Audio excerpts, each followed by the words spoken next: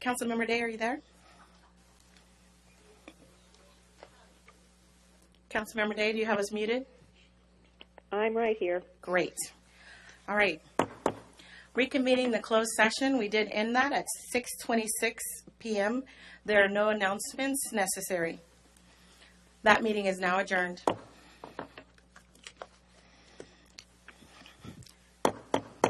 Calling the regular meeting of the Suisun City Council acting as successor agency to the redevelopment agency of the City of Suisun City and Housing Authority meeting to order. It is Tuesday, October 22nd, 2019. The time is 6:38 p.m. Pursuant to Government Code Section 54953, Subdivision B, the following Council Successor Agency Housing Authority meeting includes teleconference participation by Council Board Member Jane Day from 301 Morgan Street. Roll call. Council Board Member Adams. Here. Day. Here. Sagala. Aye. Williams. Here. Mayor Chair Wilson. Here. Now moving on to the Pledge of Allegiance and the invocation. We have a special guest with us this evening. Her name is Jillian Brooke Sossaman, and she will be doing the Pledge of Allegiance for us. So, Jillian, we're going to have you come up to the mic, and if you want to have Mom maybe help you put the mic down and turn it on so it's red so we can see, so we can hear you. So please stand for the Pledge of Allegiance, and then it'll be immediately followed by the invocation to be led by Greg Folsom, our city manager, and if you like, please remain standing for that. I pledge allegiance to the flag of the United States of America and to the republic for which it stands, one nation, under God, indivisible, and with liberty and justice for all.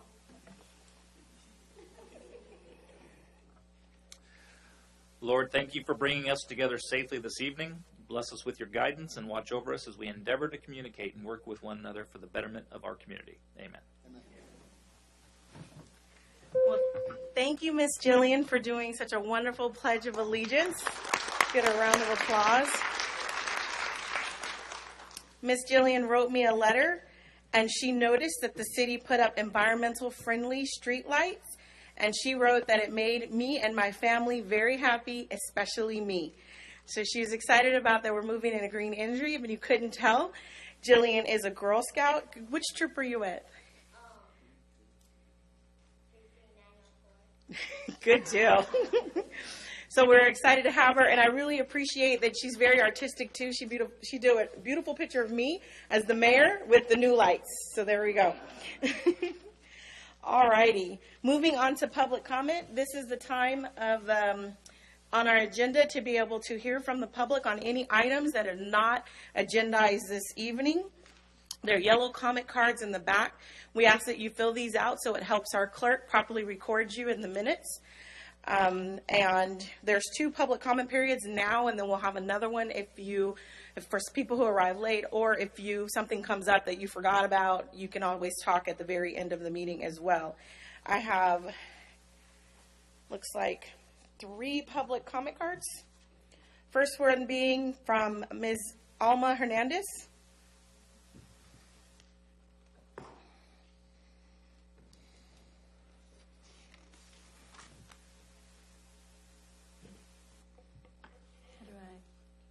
She'll do that for you. You're good. Okay, good. Good evening, Mayor, council members, and members of the public. My name is Alma Hernandez. I currently serve as president of the Solano Hispanic Chamber of Commerce. And tonight I am here both with wearing that hat and also a resident of Suisun City.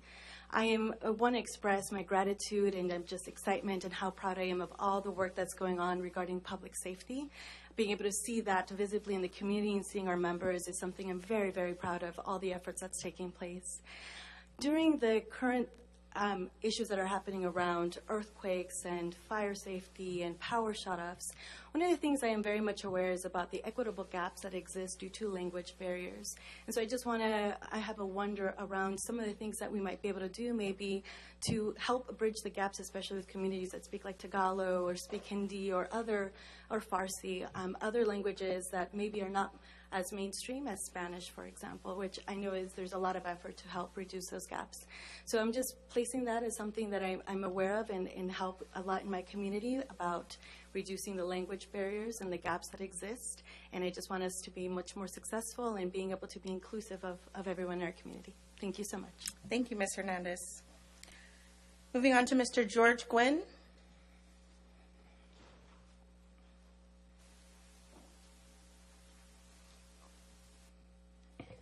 Good evening once again. I'd like to talk a bit about some comments you made, Mayor, at the meeting at the rec center about The strategic planning meeting. the strategic. So the strategic planning meeting is on the agenda tonight. I understand that, but So- I'm talking general comments. I'm not talking about that particular thing. Okay. Okay, what I want to talk about is that you made some comments about how Suisun is a diverse community, and that's true. But it seemed you were kind of gloating that certain group, specifically Caucasian people, were not the majority anymore.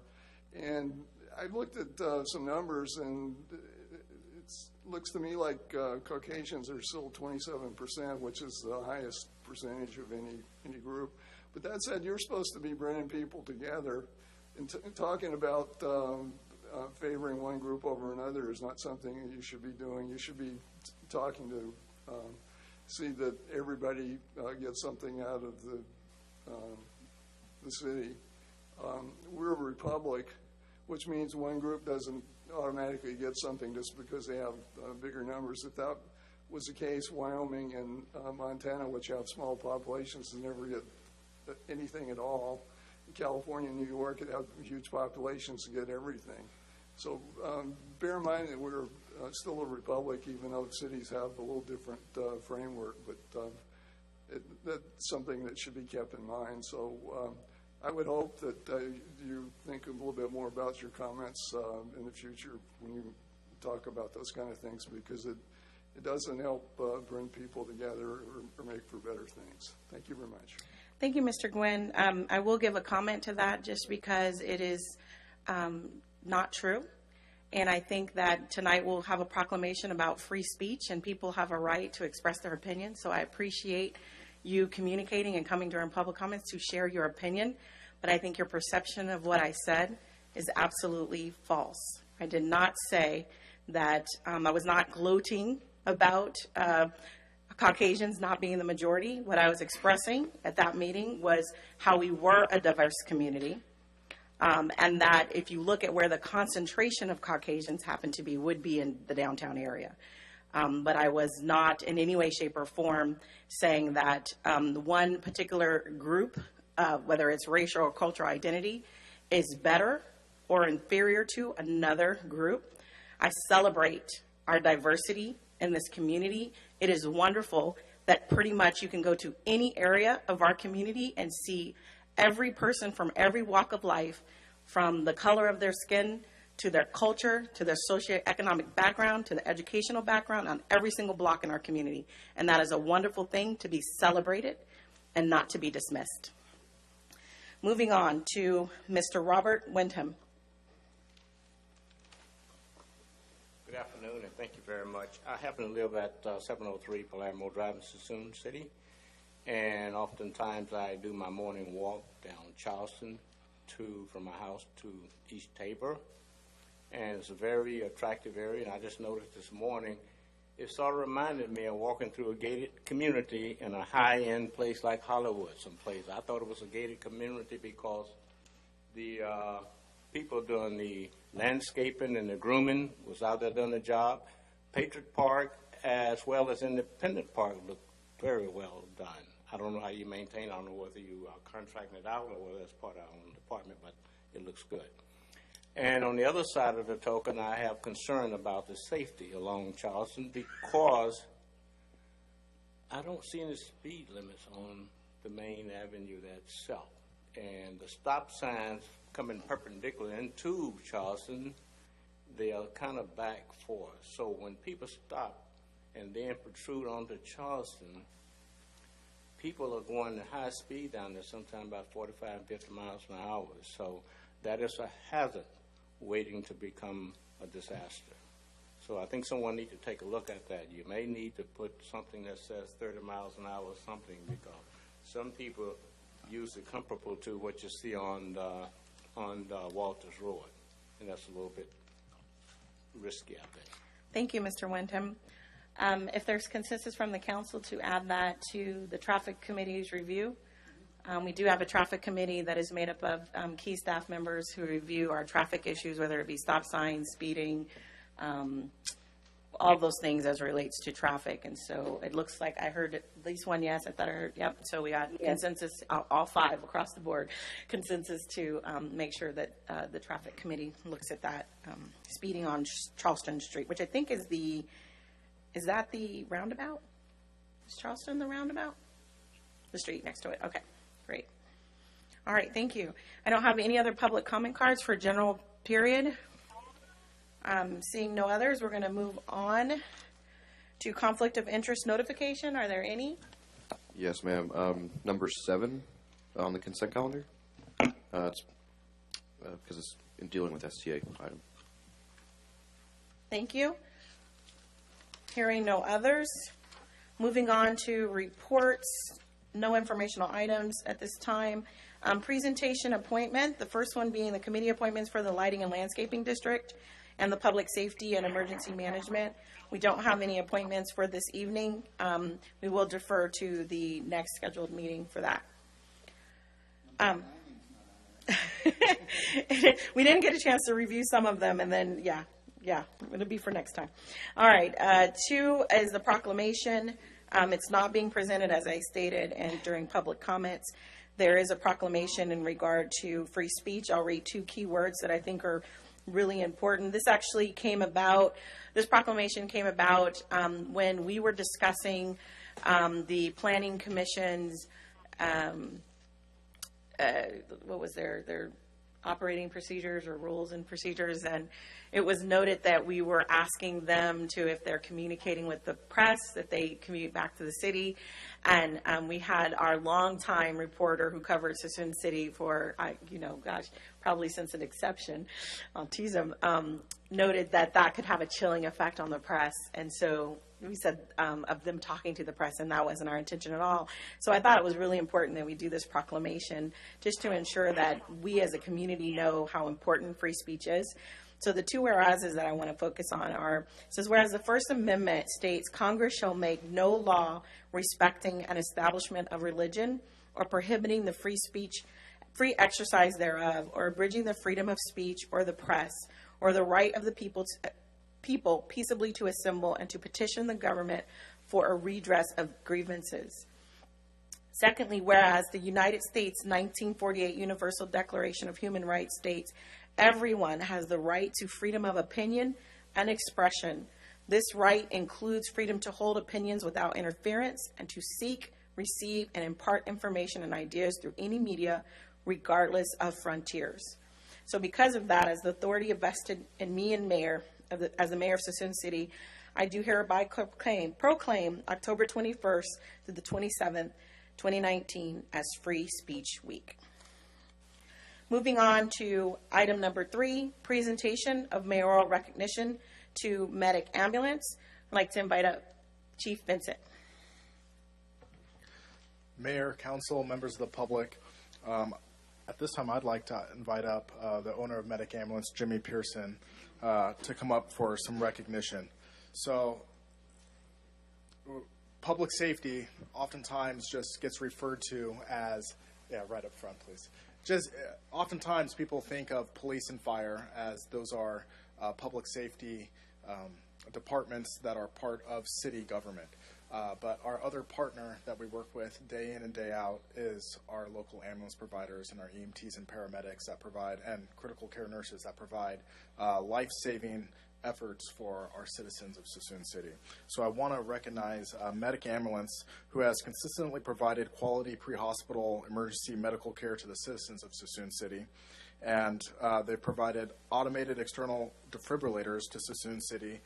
They're currently located at the Joseph Nelson Center and the Senior Center. So that wonderful partnership that we've been able to create is not only on the prevention side, but on the response side, whether it's from ambulance-based or it's community-based through their partnerships with Suisun City.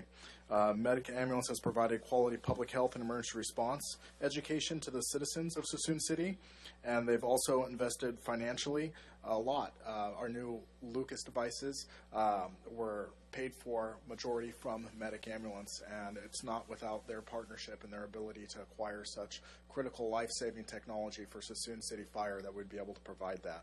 They're also a very big participant in our Public Safety National Night Out. They were out at Suisun City's Carl Hall Park with their disaster response vehicles and interacting with our public. So I know a lot of times we come in here and we speak of police, fire, but we also have our other partner, which is Medic Ambulance in Solano County. And I think it's very fitting that we recognize their contribution to Suisun City, their dedication to Suisun City, and to the residents for the excellent customer service they're providing. Thank you, Chief. We had the opportunity just a few weeks ago to see a demonstration from our fire department in regard to the Lucas chest compression system, and it was absolutely amazing to see. We can see on one hand how it provides a better quality of care to our residents when they are interacting in terms of emergency situation, and on the other hand, we also saw how frightening that can be, where you're just glad you're alive because my chest hurt watching that.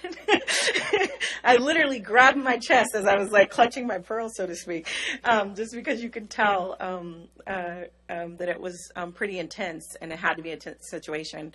And so as we focus on making sure the city of Suisun is moving forward, having partners like you that help us do that in terms of being able to provide a better quality of care to our residents is extremely important. So the chief is going to present this certificate to you. I'm going to read it first. It says, City of Suisun City Certificate of Mayoral Recognition presented to Medic Ambulance for their support to the Suisun City Fire Department through funding a critical life-saving device, Lucas chest compression system, to increase quality care during emergency response. In addition, Medic Ambulance conducted training to our fire personnel to ensure proper use. We appreciate your partnership with Suisun City, including, I know in this particular case, partnering with North Bay as well to ensure the funding for that, and we just are very, very thankful. So we'll have this presented. We can get a round of applause to our representatives.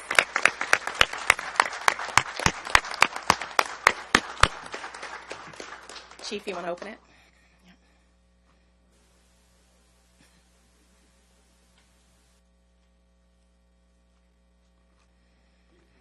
If you want to share a few words.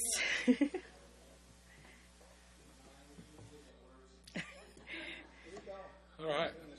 Yeah. We're actually not used to meeting in here. This is where our county EMSC meeting is, and we've had some fun meetings and some easy meetings and some little more less fun meetings in here. But overall, good. I'm Jimmy Pearson. I'm the president and COO of Medic. This is our 40th anniversary year. Very exciting for us to always partner with our wonderful first responder partners and fire here in Suisun. Justin's been fantastic to work with. My mom's we're a family business. If you don't know, my uncle and grandparents started it on Nebraska Street in Vallejo. My uncle, after 40 years, retired this year, and my mom is taking over as the CEO. We're a female-dominated ownership. I can say that because I have also 3 daughters, so even dominated at home too. But this is my sister, Sandy. She's our Vice President of Communications and also one of the owners. But Solano County, Suisun especially, my mom was a Kiwanis of the Year in Suisun. I want to say that. I belong to the Fairfield Suisun Rotary as well. We love this. What is it? Oh, she's a Lion. I'm sorry. Fairfield Fast Lions. We talk about Rotary. Sorry, I'm going to default on. But I do want to say, we being a part of this community, we don't take it for granted. We're not a big corporate office. We have a decent amount of employees, but we love being a part of Solano County. We love being a part of Suisun, and we love being a part of our, like I said earlier, our fire and police partners. It means a lot to us. We don't take that lightly, that responsibility. And so I just want to thank you for the recognition, Mayor Wilson, and thank you, Chief Vincent, for our partnership. And if you guys ever need anything, please. I do want to say one quick thing. We did buy a new building, and we're moving to 1101 Anderson Drive. Right around the corner will be our new North County Deployment Center. Okay. So we'll be even closer friends now. So thank you very much and have a great night. Thank you.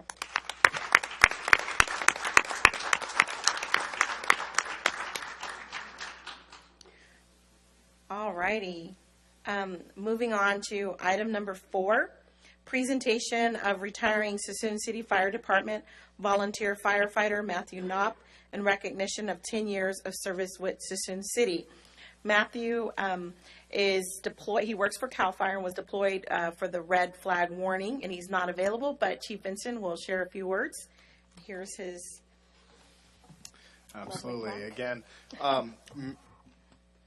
wish Matthew could be here so that we could properly recognize him. But Matthew Knopp has decided that after 10 years of excellent service to Suisun City, that he needs to take some time to focus on going back to paramedic school so that he can have more options and a full-time career capacity for the fire service.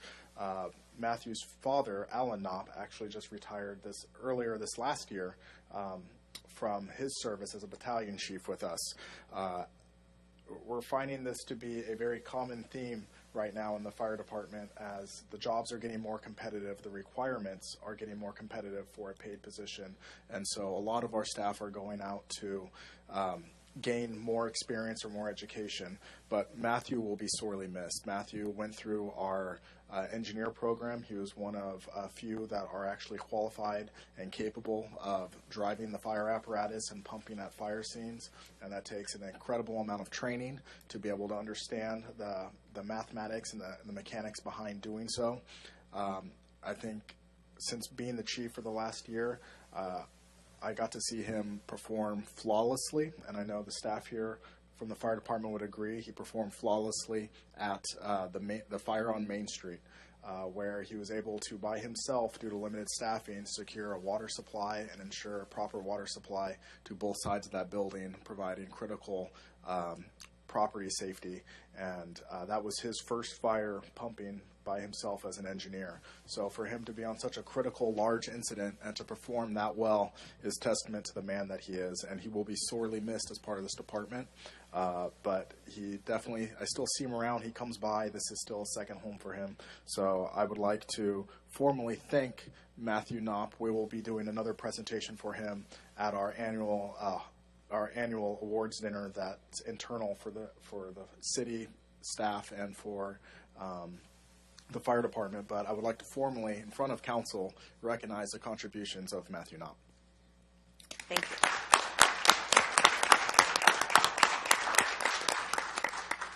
Next, moving on to item number 5, presentation to retiring Suisun City Fire Department volunteer Captain Jose Collin in recognition of 20 years of service with Suisun City.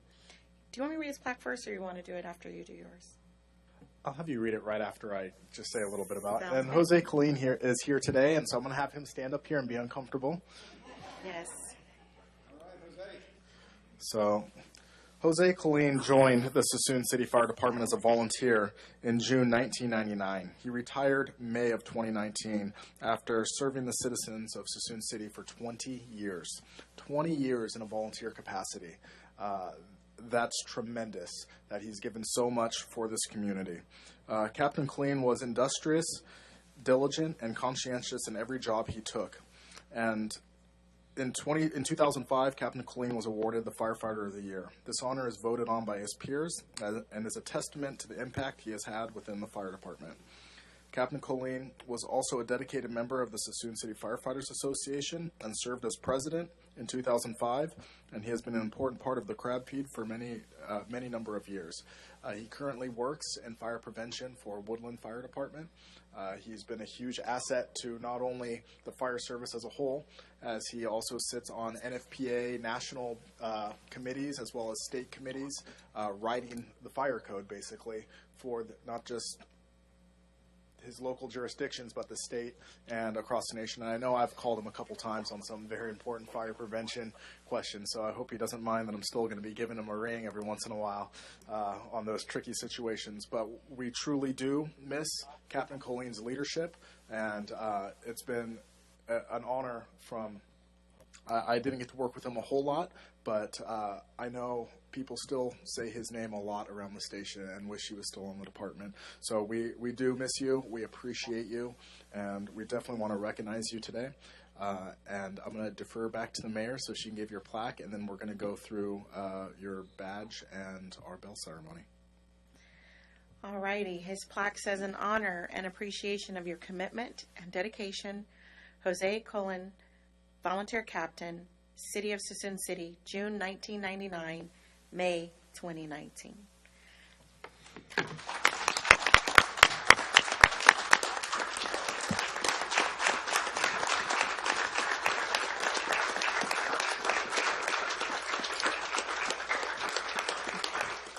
The council will come down and stand here for the plaque. Nope, you can do your thing. And then what we'll do is after the ceremony, we'll just take a 5-minute recess so that we can congratulate Jose, and then we'll come back up to resume the meeting.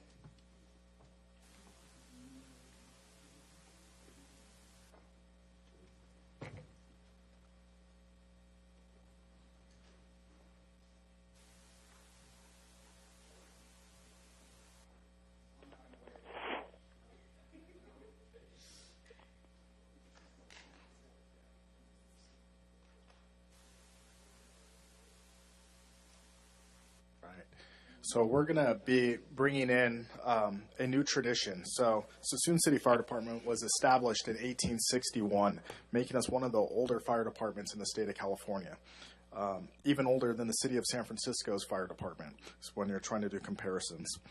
So one of the things we want to do is make sure that we have tradition that moves along with every year of progress that we have here. And one of those traditions that we're going to be bringing in tonight, and Jose Colleen will be our first individual, is bringing the bell ceremony to Suisun City and to City Hall for all to experience. The men and women of today's fire service are confronted with a more dangerous work environment than ever before. We are forced to continually change our strategies and tactics to accomplish our tasks. Our methods may change, but our goals remain the same as they were in the past: to save lives and to protect property, sometimes at a terrible cost. This is what we do. This is our chosen profession. This is the tradition of the firefighter. The fire service of today is changing, but is steeped in traditions 200 years old. One such tradition is the sound of a bell. In the past, as firefighters began their tour of duty, it was the bell that signaled the beginning of the day's shift. Throughout the day and night, each alarm was sounded by a bell, which summoned these brave souls to fight fires and to place their lives in jeopardy for the good of their fellow citizen. And when the fire was out and the alarm had come to an end, it was the bell that signaled to all the completion of that call. When a firefighter had died in the line of duty, paying the supreme sacrifice, it was the mournful toll of the bell that solemnly announced the comrade's passing. We utilize these traditions and as symbols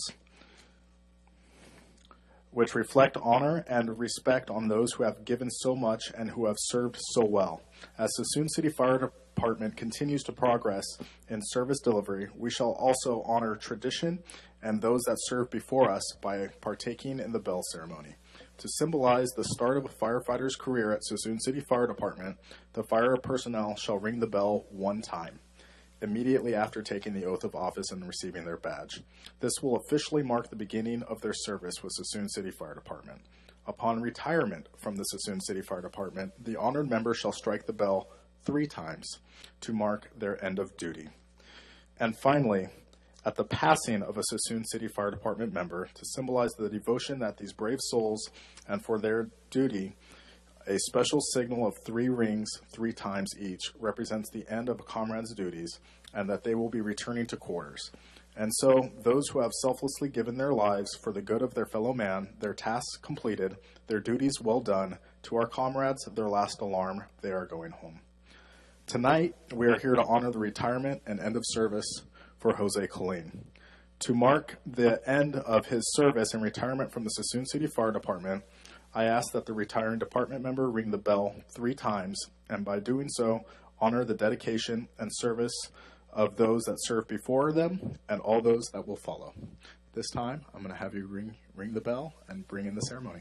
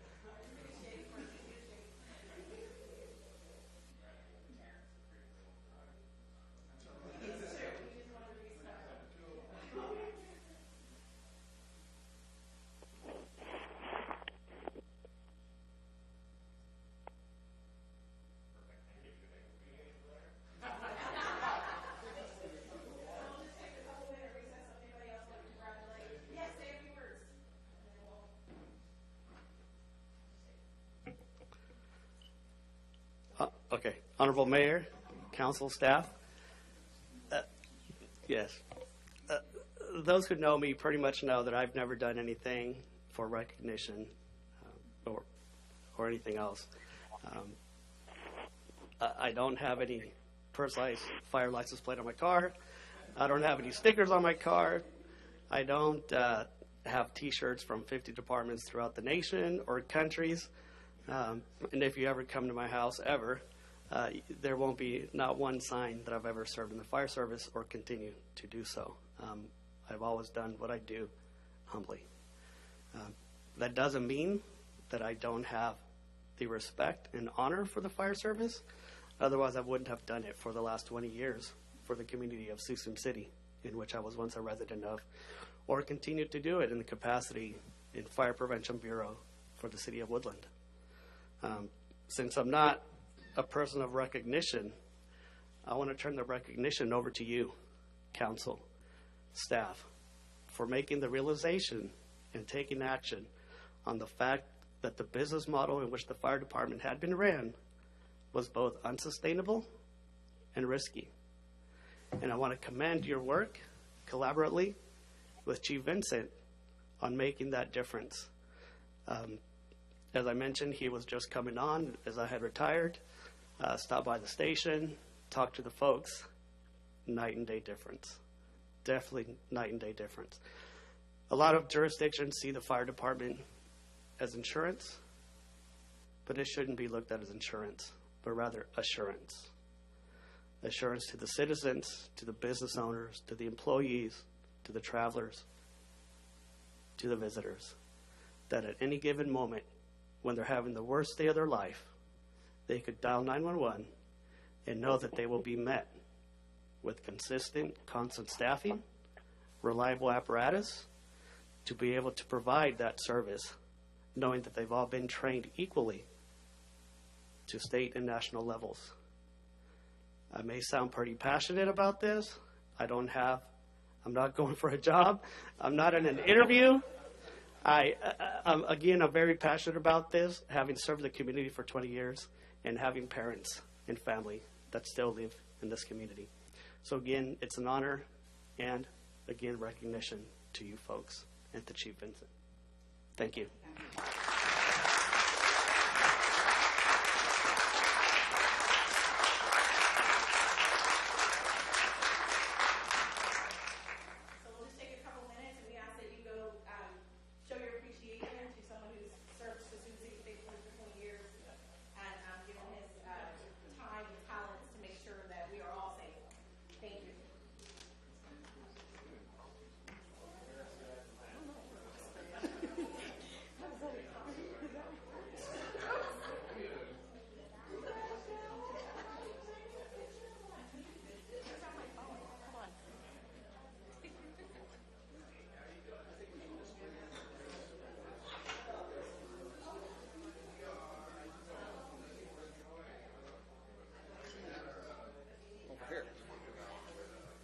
We're not going to require you to get taller.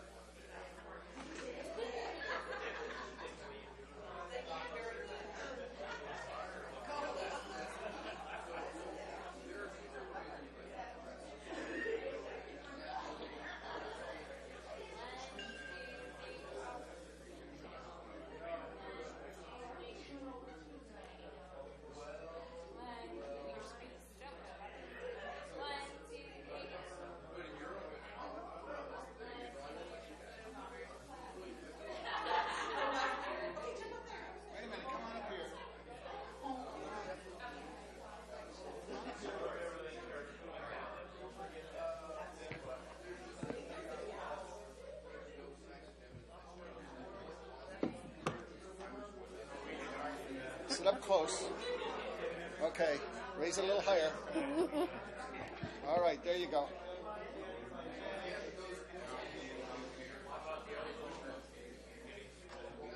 Can I press the easy button? No, we don't. No, that's all right. Go ahead. Sup. All right, now if you want to sit in the vice mayor.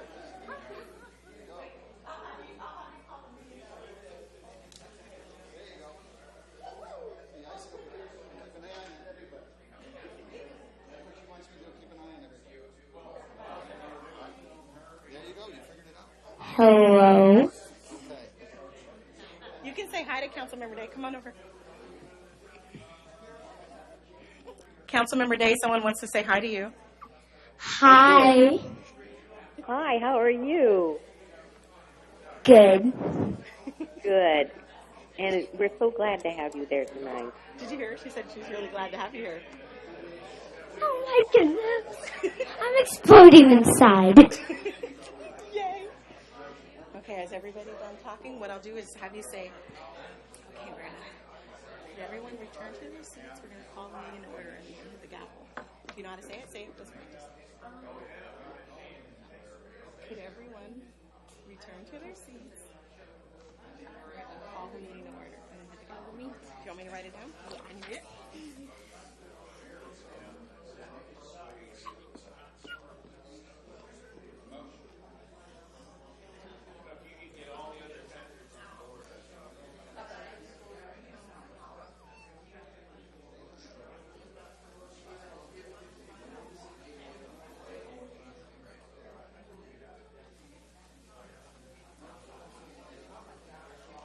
And then you bang the gavel twice. Okay. Okay. All right.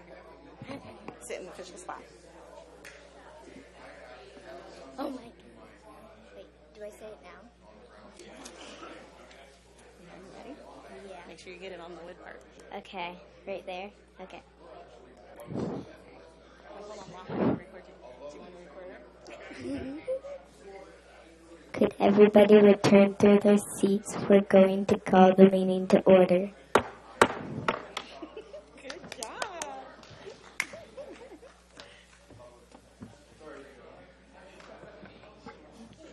Bye, sweetie. You have a great day.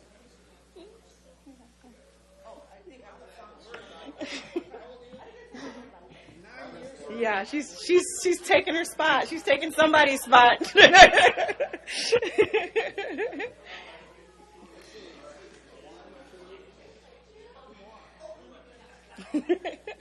That's true, huh? Right? Look at you.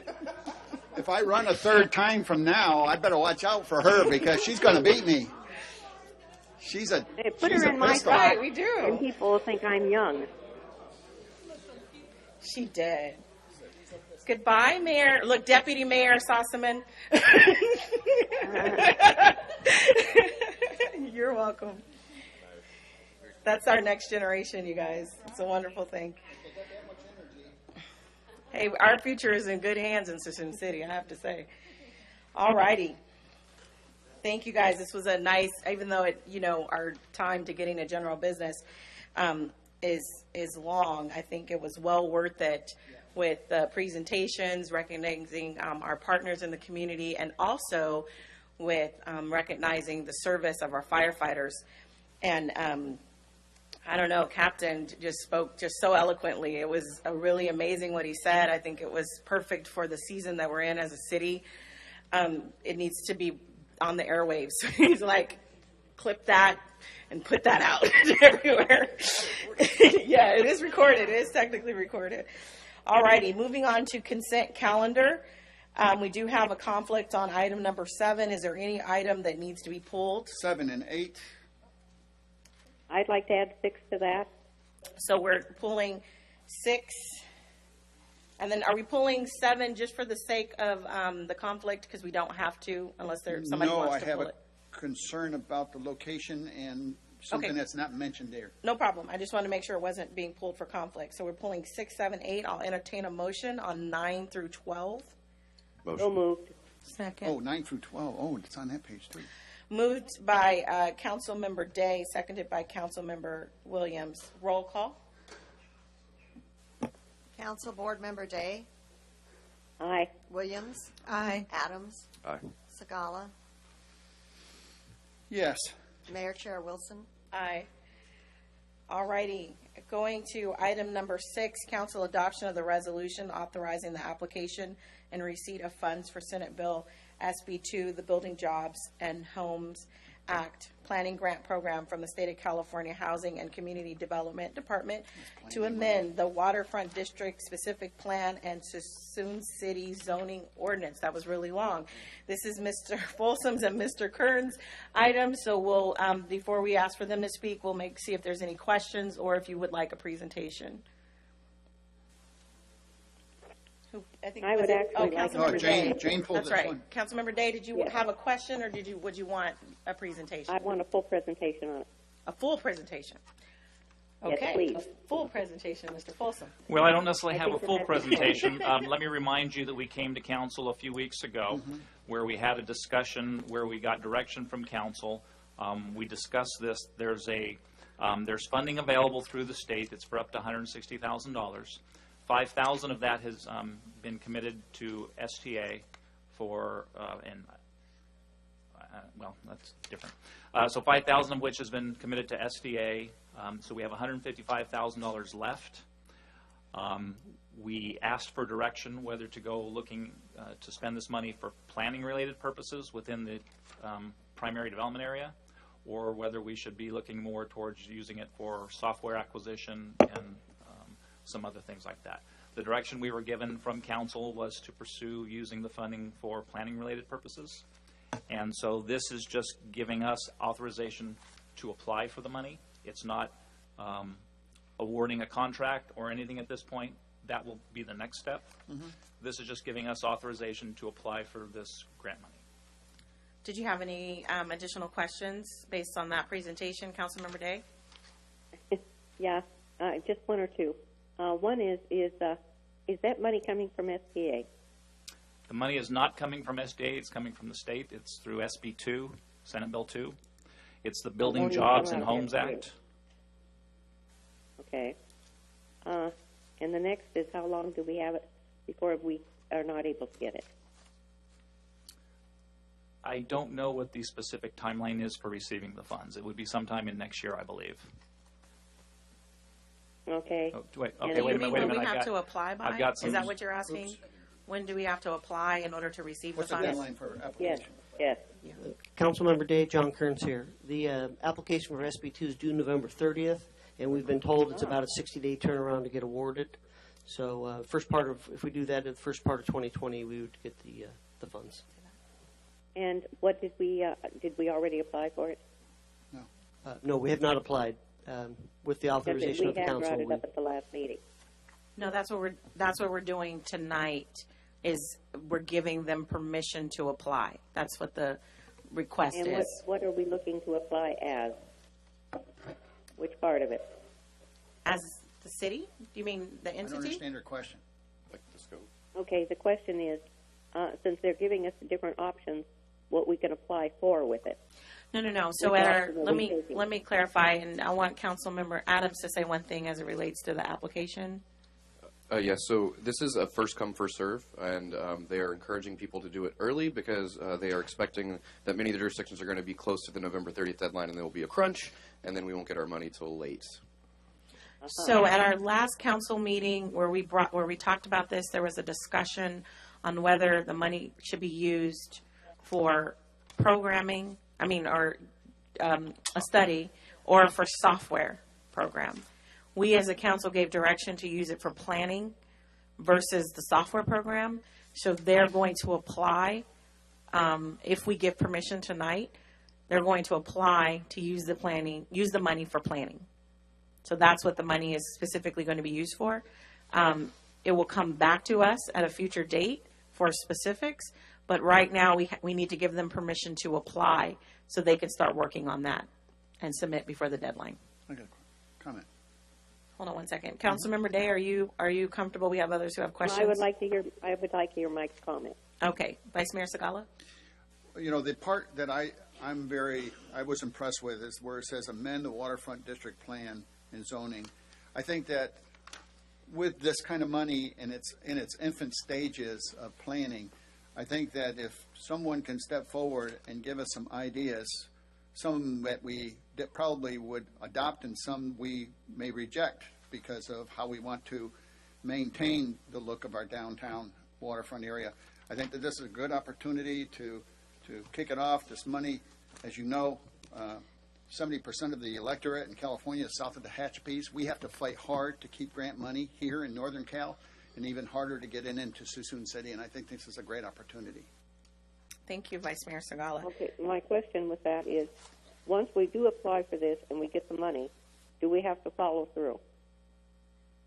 Yes. They're going to Because develop. that's when we're talking that we could change You our mean mind. follow through with the actual development? The money is for planning, potentially, Yes, for planning. basically a study. So that's the requirement for the money, that it's used for planning. What you do with that planning document after is at the discretion of the council, and it is not prescribed in the application of funding. The application for funding is strictly related to preparing a planning document. Okay. Yep. Any other questions from any member of the council? Vice Mayor Segala, I see your light. Were you good? Oh, it's just because I've got this Okay. glow about me. You do. It's a wonderful glow. All righty. There being no other questions, I'll entertain a motion for item number 6. Motion for it to be approved. I was going to say, Jane, why don't you make the motion? That would be Well, good. I think Councilmember Williams did already. Is there Oh. a second? I'll second it. I'll second it. Councilmember, motion made by Councilmember Williams, seconded by Mayor Wilson. Roll call vote. Council Board Member Williams, Yes. Day, Aye. Segala, Aye. Adams, Aye. Mayor Chair Wilson. Aye. Motion carried. Moving on to item number 7. Was this was Vice Mayor Segala. Let me read it. Sorry. Hold on. Item number 7, council adoption of resolution authorizing the city manager to execute a program supplement agreement with California Department of Transportation for the Rectangular Rapid Flashing Beacons Project, federal project number HSIPL-5032-033. This is Mr. Medill. Vice Mayor Segala, were you interested in presentation, or Yeah. did you just No, have a I don't question? need presentation. He might pick up a question I'm asking, but I just want clarification on something. I'm on page 13. I'm looking at the map you have. This has been a sore spot with regards to speeding, people moving around Lawler Ranch at excessive speeds because there's not enough control. If there's going to be this upgrade for flashing beacons and stuff, I highly recommend that we make sure that that's an all-way stop intersection, because that's the problem. They're speeding around Mayfield, and it is just a dangerous area, and it's next to the park. And I really do believe that if you're going to do this enhancement, you really should put all-way stop at that intersection of Hammond and Potrero and Mayfield, because it's right opposite the park, and these people are driving crazy. Where are you looking? I'm looking at the area of Finney Court and Hilborn, But you're saying Hammond, you're going above. and I'm But the location is down on Lawler Ranch, so I'm on Lawler Ranch, and this is about the park. so you want Lawler Ranch Parkway to have a all-way stop? There's not At that intersection, there's only one stop sign out there. There's not an intersection. At Lawler Ranch, between Finney Court and Hilborn, well, between Finney Drive and Hilborn Drive, there's not an intersection there. It's just there's a trail that connects Mayfield, from, Hammond. No, that is a road. That is where it goes. That's where it crosses in front of the park. but it's a different location where this funding is going. Do you understand? See, when it said the park, I immediately thought that I need to take an opportunity right now to pick up protecting the park. That's what I was doing, because it was talking about the park. No, there's a pocket park, there's a trail from the, what's the name of that So park? it's- Lawler Falls. There's a trail that connects Lawler Falls and the Pocket Park. I don't believe it has a name. To the south?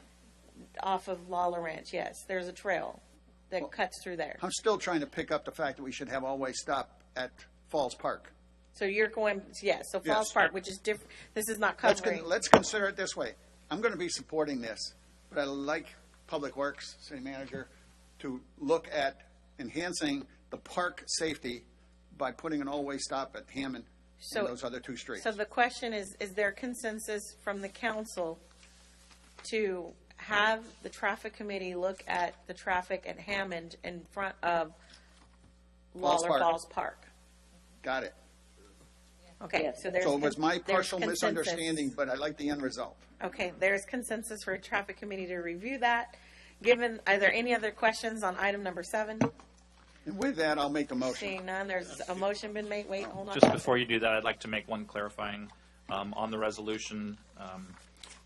We're not actually being awarded $248,100 million.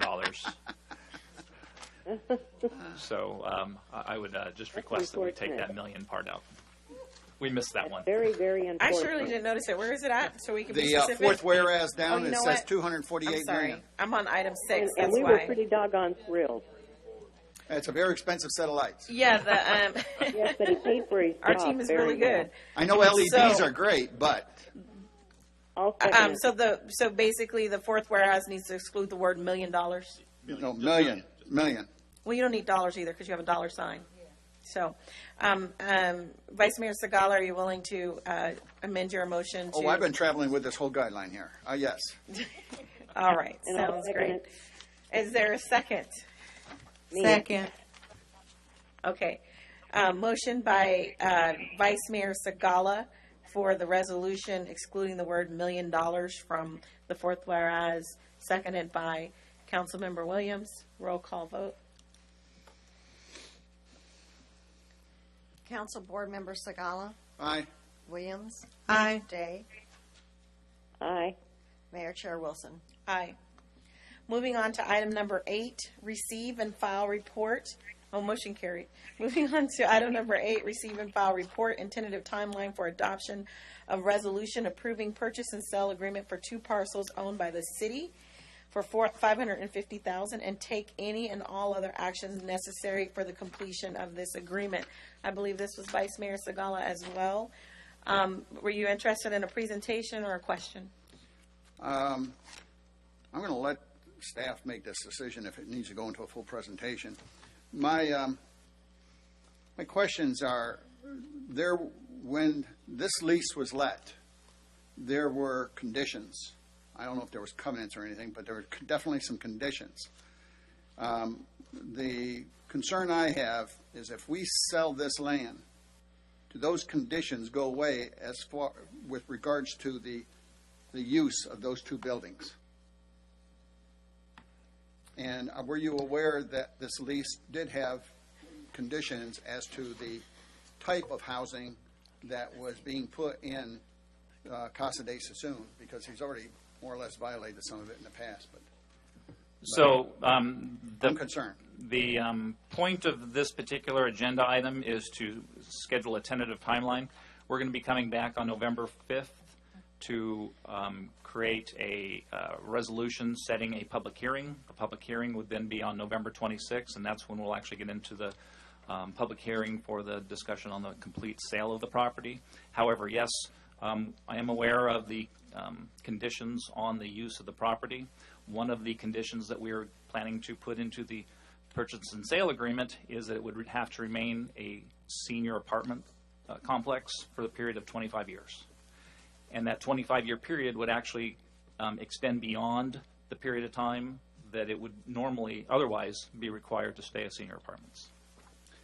The only thing I request, Madam Mayor, is November 5th. I'm going to be enjoying some opiates and looking at this other incision down my knee, and I won't be able to attend that meeting. Can this slide by at least 2 weeks? That's at the pleasure of the council, but at the next meeting, that is going to be we're just creating the resolution to set the public hearing. So the actual discussion of the purchase and sale agreement will be on November 26th. Right. Can he That put I any can handle. questions in 26. before that? Just to clarify, and I'll go to you, Councilmember Day, is that the approval, this is for the benefit of the public as well, the council reviewing this tonight is not to approve the sale, not to even approve a purchase and sale agreement. All it is to set, we have certain requirements set by law that in order to sell public property, there is a series of steps that we have to go through.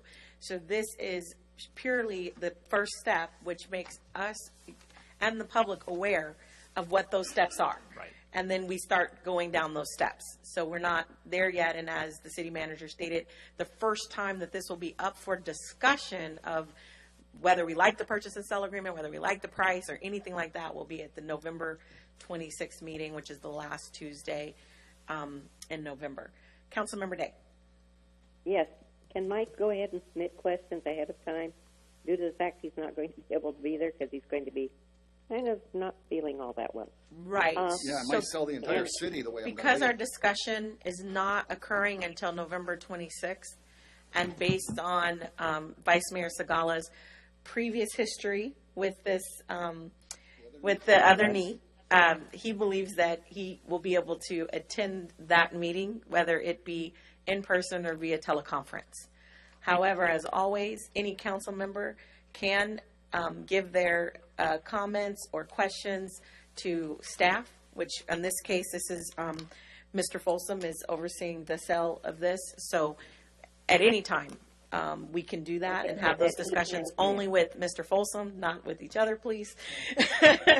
And so that can happen, but we tried to time this so that every council member could be present and accounted for during the discussions when it was necessary.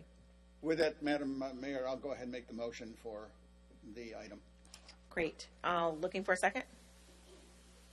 Second. I have questions. Okay. No, it's okay. Second. And then the motion's been made by Vice Mayor Sagala and seconded by Councilmember Williams. Discussion. Councilmember Day. Yeah. First off, I understand where Mike is coming from on this.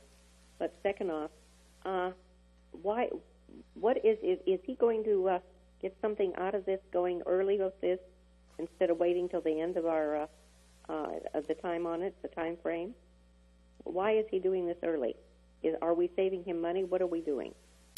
So at this point, it's not really up for discussion because we really can only talk about what's on the agenda. And the agenda is just to receive and let me get the right wording down. Please. The receive and file the report for a tentative timeline. So the time to discuss why he wants to do it early versus later or deal points or anything like that is on Tuesday, November 26th. Tonight is where you ask questions about, if you notice on page 21 and 22, it says that we have to adopt a resolution and have a process for there's 3 bulleted items, and some of those bullets have sub bullets to them. That's the timeline. So if we have questions about the overall process of how we dispose about a property, that is most appropriate at this time. If we have discussions about the purchase and sale agreement, the timing, the amount, any of the terms related to that, that discussion has to wait until a public hearing on Tuesday, November 26th. Okay, so when you brought up the fact that it's going to be sold under the fact that of the same price before, that didn't fit into this discussion then? No, that's why on the fiscal impact, it says there is no fiscal impact at this time. And it says, however, if the council ultimately, meaning at a later date, proceeds with the sale of the property, there would be a positive one-time impact to the general fund of that amount.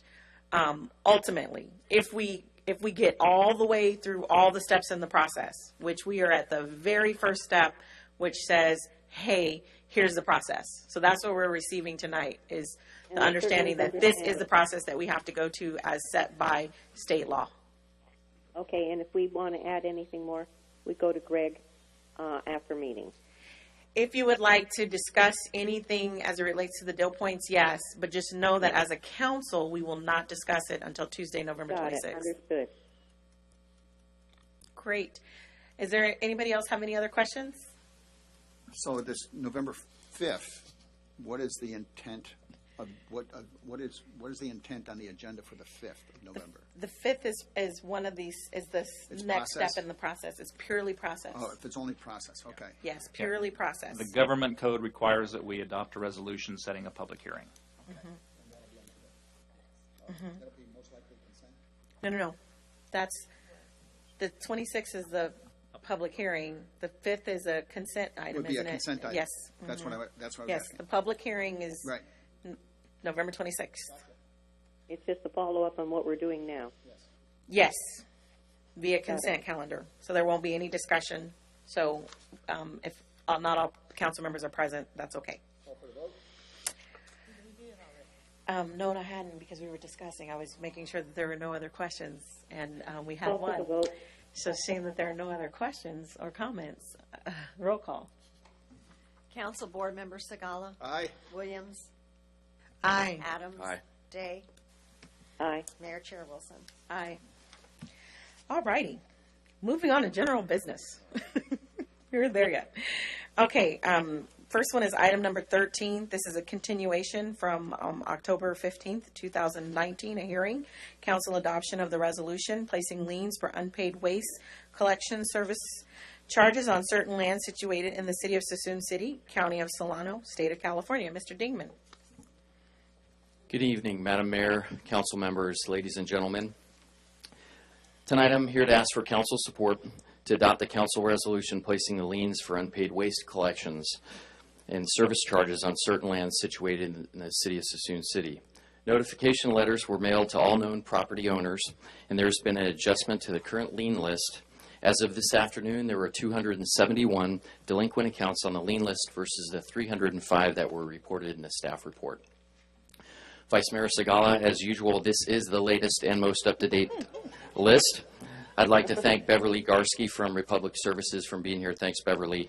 And we'd like to recommend that council at this time adopts the resolution pending any questions. All righty, I'm going to, if there are no clarifying questions, I'm going to open the public hearing. Did anybody have a clarifying question? I have a clarifying question. Vice Mayor Sagala? Well, maybe it's not clear. Anyway, the clarification is, these are usually posted after 3 months or after 3 billing cycles? They usually go on this list?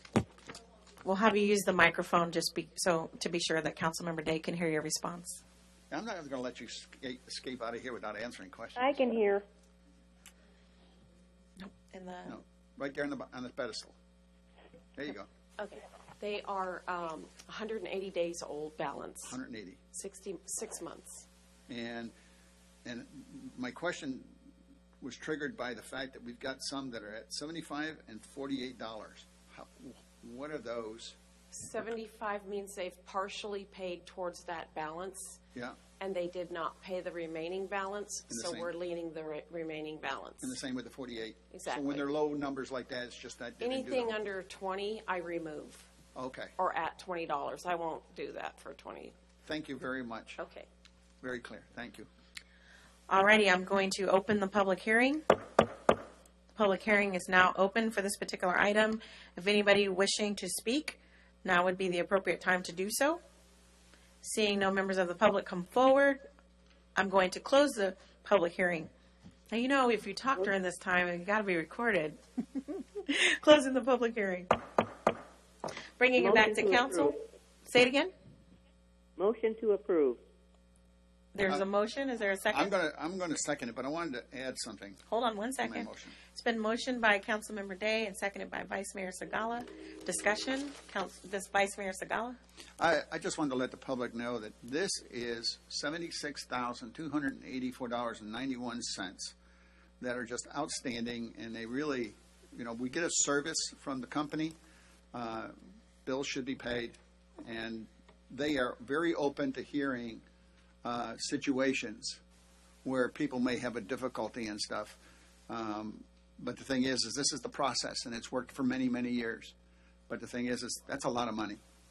So Thank you very much. Are there any other questions or comments?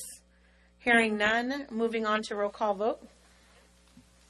Council Board Member Day, Aye. Sagala, Adams, Aye. Williams, Aye. Mayor Chair Wilson. Aye. Motion carried.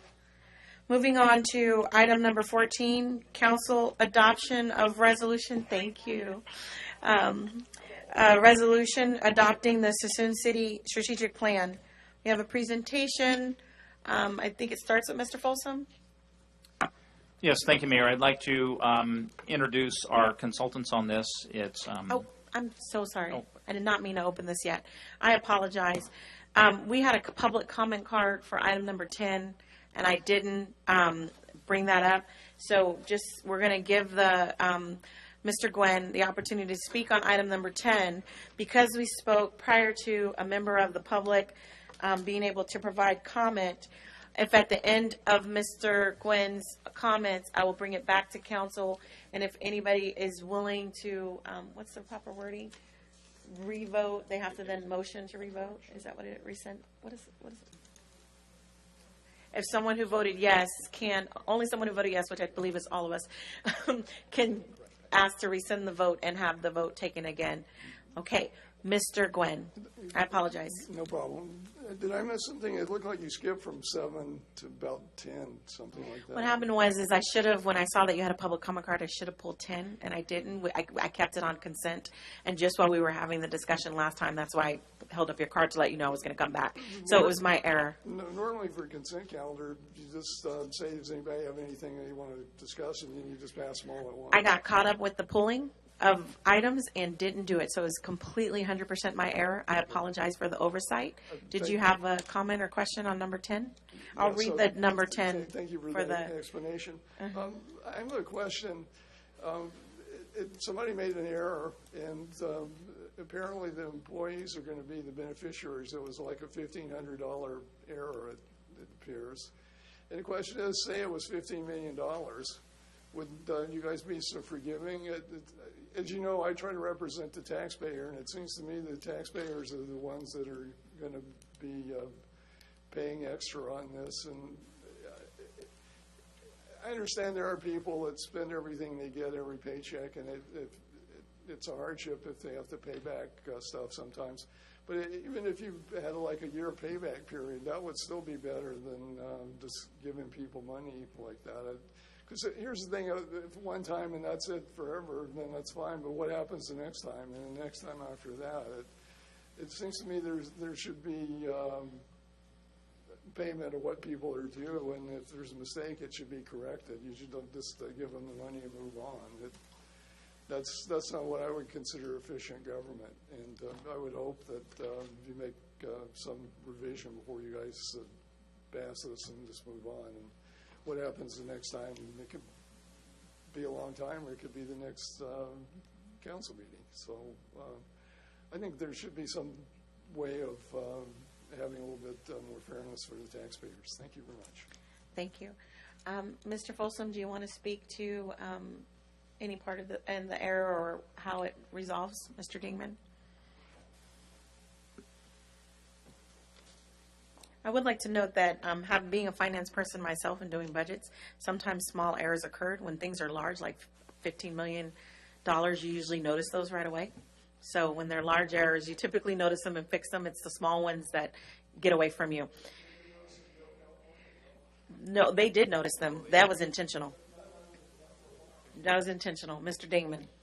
Thank you, Madam Mayor, council members, Mr. Gwen, and public. Speaking to the error, so as you know, we've moved very quickly to try and get our fire department with paid firefighters and do it in a very quick fashion. We have a very lean staff, and one of the things that we did to try to ensure that we didn't make any mistakes, we hired a consultant that specializes in fire and HR specifically. We had our fire department internally as a team. We went through these calculations. We did a lot of stuff in plain sight. But what happened was when we did the calculation for the per hour calculation, it was off and nobody caught it. Even though we took it to everyone multiple times, it was not caught, and it was in the interview process as we started looking at this, and I actually look at this as a win. It's unfortunate. I hate that there's a small error made, but when we have a lean staff, we're moving quickly, we're leaning forward, we're doing our very best to make sure that we take care of your taxpayer dollars. And I will just tell you that I'm just glad we caught it very quickly before we had everyone hired, and that's why we do double and triple checks, and it was caught very quickly. There was a little bit of money there, but we're going to continue to try and do our very best not to make any mistakes. Thank you, Mr. Dingman. I'll bring it back to council. Would anybody like to rescind their yes vote and vote on this again? Not I. Hearing none, the vote, the vote stands as was stated earlier during consent. Thank you, Mr. Dingman. Moving on to item 14, resuming. Thank you for being patient with us.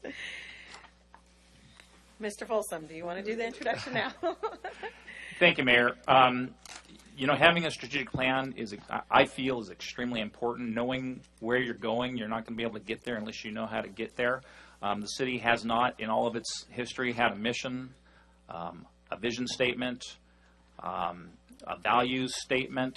That's something that we're working on now. When we put together our goals, we'll now have an idea of where we want to reach and a way to get there. So with that, let me introduce our consultant, Kendall Flint, and Regional Government Services. Thank you very much, Mr. Folsom, Madam Mayor, members of the council. It's our sincere pleasure to be with you again tonight. What I'm here to do basically is recap what this council came up with at its study session, and just kind of want to walk, for those that are not familiar with our process, kind of what was happening with that. Beginning earlier this year, Steve Flynn and I met with all of the council members individually, as well as the city manager and the various department heads. And we also took a look at the city's annual budget, looking at meeting agendas, and tried to get a very good sense about what kinds of things were really important to this community at this time. In addition, we had a community survey which had over 230 participants. We also took a look at outreach to the community. I'm going to talk about that in a moment. But I think most importantly was really trying to get folks to talk about what was most important to them so we could share that information with the council. As you may recall, we had a public workshop on August 27th here in the council chambers. We had about 30 folks show up, some of whom are here this evening. And they basically expressed their views on what was most important to them. And then, as I mentioned, following that, we opened up a community survey, which was pushed out by the city through its social media channels, as well as on the city's website. We kept that open a little bit longer than we initially anticipated, largely because we wanted to see if we could capture a larger segment of the audience. In addition to that, we took a look at what we thought were the strengths, weaknesses, opportunities, and we call threats, the things that the city really needs to look at moving forward. And these were, of course, presented to the council at our October 3rd workshop, which is basically a study session that was held off-site and was also open to the public. And as you may recall, we went through an exercise where we're really looking at, based on the information provided to council in terms of what was important to the public, what we'd heard at that point, really gave you an opportunity to weigh in and share with us what was most important to you.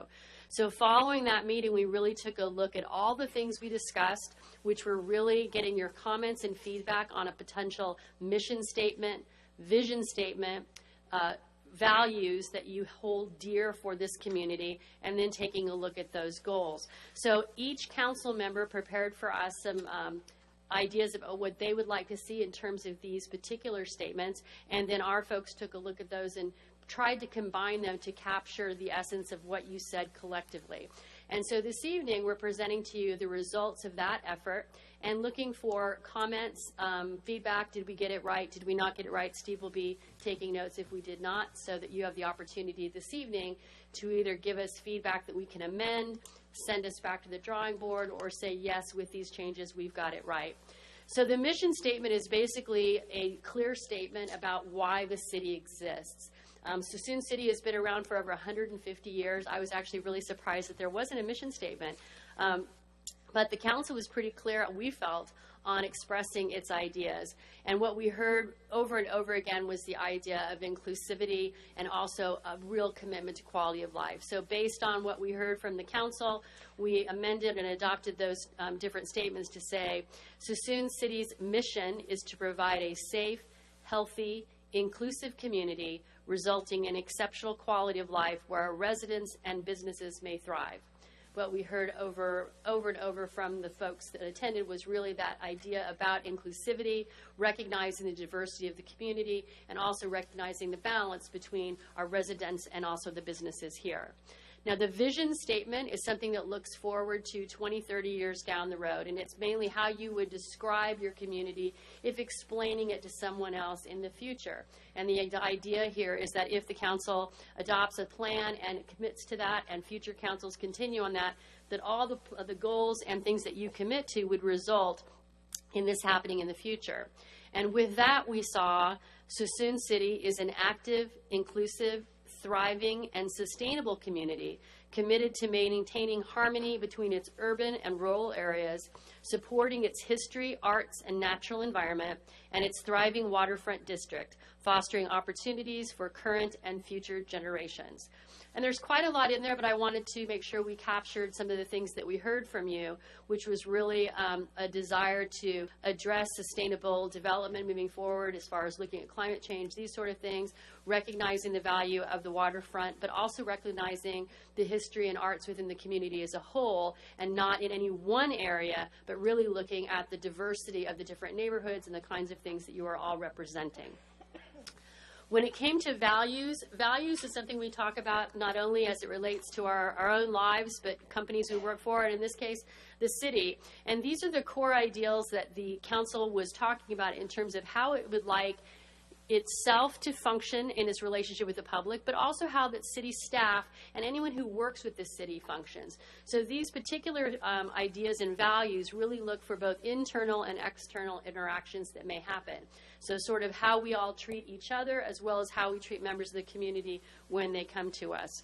And those values boil down to the following: integrity, transparency, making sure that everything is open and available to the public, innovation, looking at technology or those things that might in fact be able to move you along further, inclusivity and diversity. These seem like they're the same, but they are not. Inclusivity really goes to the greater idea of making sure that everyone is invited to discuss. But diversity is making sure that not only from your internal and external, that both your council, your staff, and everyone is really representing the diversity within your community, and whether that is racial, socioeconomic, age, whatever that might be, to make sure you're seeing that. Service is a commitment to high-quality services provided to your constituents and also within the way you're treating your other departments. Sustainability and community. And I thought community was a really good theme that came out of that particular discussion. Also talking about, and we saw this actually in the workshop and also within the surveys, everyone has a different reason that they came to Suisun. Everyone has a different experience of what their life may be and where they live in their neighborhood. But what we did here overwhelmingly is a sense of community, and that's why people stayed, because they really felt that they did have an attraction not only to their friends and neighbors, but to the overall feeling that they got living here. So when we look at the goals, as a reminder, the overarching goal of the strategic plan is to contribute to high quality of life and to balance what we call the fiscal needs with those that relate to human resources, right? You've only got so many people. We've heard tonight about limited staff resources. So what do you do with the money you have, the staff you have, and the desire to fulfill different things in the community? And we talked about during the workshops and also working with council, looking at what we call a SMART approach, which is making sure when you look at these goals that they are specific, that they are measurable, so you can tell if you've been successful once you've achieved them. And they are achievable, so they have a realistic, achievable meaning you can actually get there with the resources you have now. And then realistic, meaning are there things that you can actually accomplish as a city? What things are within your purview as this particular agency, and what things are not? And then finally, timely. We wanted to make sure that with the things we're looking at in the strategic plan, we're really focusing on what we look at as a 3 to 5 year timeline. We did hear from a couple council members wondering, well, you know, what if we change our mind in a year or 2 years? And we anticipate that you're going to revisit this plan every 6 months or so with a major look at it. Should be about every 2 years, because things may change, budgets may change, things like that. However, the point is to try to focus your efforts and focus your staff's efforts on a consistent and clear path moving forward in the short term so that they can be successful. One of the best analogies I ever heard is that cities are not like the Miss America pageant. Miss America comes up every year. She has her theme, and that's great. But every year it's a new theme. And for a city to be successful, you have to commit to that theme for a longer period of time because, frankly, governance takes longer. Working through Caltrans, working through the state, working through the different things. So you have to be in it for the long haul. So council asked us to take a look at what you came up with. We've actually created a Plan A and Plan B. And we are going to be looking for feedback from you tonight about which of these the council would like to go on. In the Plan A, council identified 6 goals. The first being the revitalization of the historic downtown. Second, developing a sustainable economy, something that will work for this community and again is realistic. 3, ensuring public safety. 4, providing good governance. 5, ensuring fiscal solvency, which sounds like a really easy thing, but it is not for many communities in California right now. So making that a goal we thought was a really good choice for the council. And finally, 6, enhancing the environment. And that would be all those things that relate to the natural environment, the ecosystems within this community at all. Now, the Plan B basically takes the revitalization of the downtown area and places it underneath development of a sustainable economy with a thriving downtown. Either one of these works in terms of its implementation, and then the other 4 goals remain the same.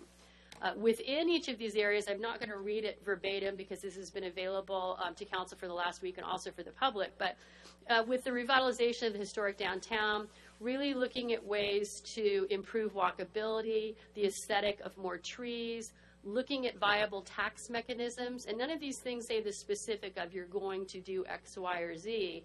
These are directions to give to your staff to say, okay, come back to us with some ideas. And when it comes to things like a tax enhancement mechanism, that might be a community facilities district, it might be tax incentive financing, there's a number of different things. Partnerships were another thing that came up. And these partnerships are not just for business development, but also looking at things that might relate to education. Some of you talked about opportunities for better utilization of the waterfront in general, whether that's for environmental uses or ecological uses, whether that's for education or training or whatnot. So it kind of falls under that umbrella of partnerships. And, of course, better utilization of the waterways. One of the other areas that we talked about, which all goes into this, is to looking at ways to perhaps use the area around the train depot to allow for more housing opportunities, which would in turn provide for better economic opportunities in the area, because when people live in a community that is close to restaurants and whatnot, they tend to use those things. And one of the things we talked about, of course, during the planning effort is that there are grant opportunities and other things out there to promote what we call transit-oriented development, because you have a Amtrak station right here. So there's some opportunities there. As it pertains to develop a sustainable economy, again, this is looking at small and medium-sized businesses and the types of jobs that would thrive in this community. Also looking at opportunities for ecotourism, and looking at, most importantly, the economic viability of specific land uses. We noticed that you did have an inventory of land that was out there. What are the highest and best uses of those? This particular goal gives direction to staff to identify those parcels, determine what their best use might be, and then come back to council to determine what that inventory might look like in terms of future economic development moving forward. Public safety is a broad net. This includes not only funding for adequate levels for staffing for police and fire services, but it also looks for modes of travel. So walking places, riding a bike, connectivity, this sort of thing. This particular goal also includes things like emergency preparation and response times, and then looking at opportunities for cost recovery for first responders and whatnot. And one thing that came out of the conversation as well was looking at the development potential for an emergency operations center, and also identifying ways to address homeless situations that we have in this community and others by partnering not only with health and human service providers, but potentially with the county. Good governance, again, this is another one that seems very simple, but can be challenging. As many of you know. So one of the things that's in here talks about updating planning documents to the extent that they can be more useful. I was hearing earlier tonight, you've got opportunities potentially for some grant funding that would allow you to do that. this is one of those goals that basically says, okay, let's make the best use of what we have and identify all types of grant funding and whatnot that would be able to fund those future investments. So we're looking at this, everything from productivity, effectiveness, efficiency, customer service, and really looking at ways continuously to improve the government process. I think it was really actually very heartening to me during this process. The mayor mentioned on several occasions the real need to have these kinds of documents and information available to the public well in advance of these meetings so people have an opportunity to look at them. That is a policy that really supports good governance and transparency. That's the kind of thing we're talking about in here. Another thing that kind of came out of this was your website. I'm saying this with love. You need a new one. Yes. We all would agree. And also looking at multiple channels of outreach. It's one thing that, we were very happy with the partnership we had with staff in terms of reaching out in the community. But one of the things we did here in workshops and whatnot and just out there is that there still is somewhat of a disconnect. So that's an area that there can always be improvement. And this is one of those areas where you might consider developing a communication strategy moving forward or other policies to help you be more effective on that. What's also in here, which was moved from another area, was looking at staff succession planning. And for folks that don't know what that is, every agency or every business, if it's going to continue for any length of time, needs to plan for things like retirements or maternity leave, or people just move to another agency. So making sure that your staff has a plan in place, and that applies across the board for everything from our finance management to police and fire. So it is something that is in this particular piece. Fiscal solvency, it has been our experience working with other agencies. Not all cities have good policies in place, and when they do not, they are sent love letters from our friends at the state asking them to come and visit the Legislative Audit Committee, and that would be bad. So when you have good fiscal policies, when you're leveraging your resources appropriately, you're setting aside the right amount for things like your PERS liabilities, when you're looking at grant opportunities, when you're also looking at opportunities to contract when it's appropriate for services rather than staff, all those kind of things. And then really looking at performance-based, data-driven budgeting, which came up several times. So the idea is if you are going to allocate funds for something, you want to make sure that it's being funded or spent, the money's been spent the way you intended to do, and also that there was a return on that investment. That's what you do when you get a metric-based. So that's, again, guidance for staff to make sure that they know what's going on, and also a commitment to a balanced budget. Some people may be shocked how many communities actually do not have a balanced budget, and when they do their annual budgets, they're going into their general fund reserves or they're mixing funds from other enterprise funds. So it's a really important thing to commit to, and we're happy to see that this city is on that path. And then finally, enhancing the environment. Again, pretty straightforward. It's looking at opportunities to enhance your local environment. One of the things that also came up during this conversation was exploring alternatives to dredging. It's a huge commitment financially. Again, the plan does not say do it or don't do it.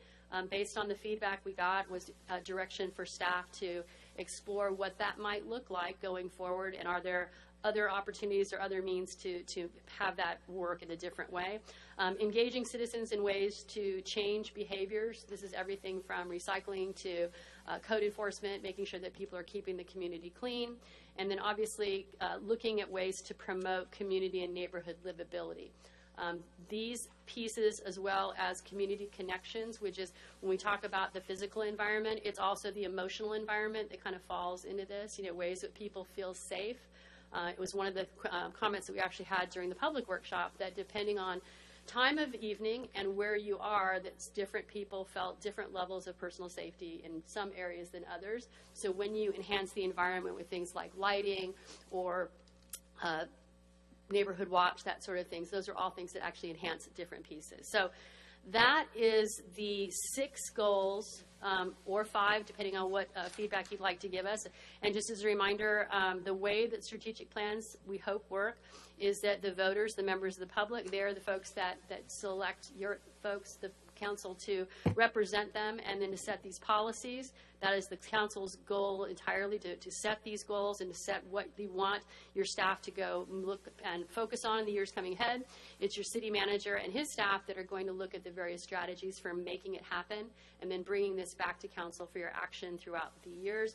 And then the actual staff, all the folks on the ground, they'll be coming with those tactics moving forward, the individual actual items. We would hope that moving forward, when you do see something on a council agenda, that it would tie to one of these goals. So if you see something, it's going to say, we're asking for X, this supports goal number 2 or number 3, and they are not in any particular order of importance, just the way they laid it out. And that way, when you look at it, you can see how it fits with your overall strategy. And if you have something that doesn't fit or support one of these goals, then we would encourage the council to take a really hard look at that and determine if that's something that needs to be set aside for a future look-see, or if it is in fact appropriate for the council's direction at this point in terms of their goals. For the public's benefit, the entire presentation here, as well as a summary document that outlined the feedback from the public workshops, as well as the survey results, are all available online as part of the agenda package this evening. And I believe, did you post the survey results as well? I think you did. I believe we posted it individually. Yeah. We could make, if you want to look at the data, the intention is not to hide it, but make sure everybody knows that it was out there. But overall, it was very consistent in what people had said that they were most concerned about. And really, it came down to public safety, economic development, and revitalizing the downtown area. So that really concludes my presentation. And now we'd just like to hear from council if we want to go back and look at mission, vision, values, if there are some changes you'd like to make to the goals. We're ready to take those comments and then incorporate at will. Thank you, Ms. Flint. So what we'll do as a council, we're going to have 2 public comment periods on this item. So if you'd like to fill out a card, you want to speak to this item, we're going to take first, we're going to break it up in half. We're going to do the mission, mission, vision, values first. We'll hear from council. We'll hear from the public. If anybody would like to speak, it'll come back to council. Then we'll do the strategic plan goals. We'll discuss. It'll go to the public, and then it'll come back to council. So that's how we'll do this evening. So let's start with, and this, so as a reminder to council, we're only doing right now mission, vision, and values. That's all we should be discussing. All right, starting with Councilmember Day. And reminder, there'll be 2 rounds of our discussion because we're going to do discussion, public discussion. All right, Councilmember Day.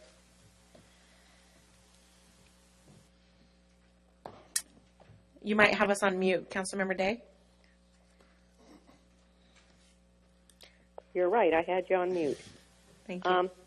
I was very pleased with what they put together. I think that they actually understood what we were trying to get across, and I think their mission statement is good. I don't feel the need to change it. Do you feel the same way about the vision statement and the values? The vision, yes. I feel that they actually got across what we were trying to get across to them, and I think that's putting all of us together in that, and I think that's important too. Thank you, Councilmember Day. Councilmember Adams. Yes, thank you. Great presentation, Kendall. Thank you very much. And I appreciate the process that we went through and also your expeditious format in which you presented it. As far as the mission statement and mission statement, and also the draft vision, we use the word thrive quite a bit. It's used 3 times in those. And maybe it's Kaiser Permanente doing a really good job of selling that word, but they actually have like Thrive City now, and they're like trying to trademark that word. So I would like to use maybe the word prosper or prosperous as an alternative to thrive. Other than that, I think the process that you used really showcased what we were going after, and you just did a good job of putting it all together. And I just do want to underline in draft values on, I guess it's right before the SMART, sustainability. That's fiscal and environmental. I know it's kind of, it's not stated there explicitly, but that's something that I think is very important for everyone in the room to remember. We want sustainability fiscally and environmentally. Other than that, I think this really captures what we discussed that evening, and I thank you very much. So Councilmember Adams made a note about changing the word for prosperity. We'll do that on our second round of comments, look and see if there's consensus for changing a word. So right now you're proposing, you're going to hear from the public, and then so if that comes up, just know the second time around is when we'll do that. Thank you, Councilmember Adams. Councilmember Williams. No, you can propose. I'm saying I won't look for consensus until after we've heard from the public on it. Mm-hmm. Well, I just want to thank you both for all your hard work. Thank you, Kendall, for the presentation. I do believe you guys did an amazing job.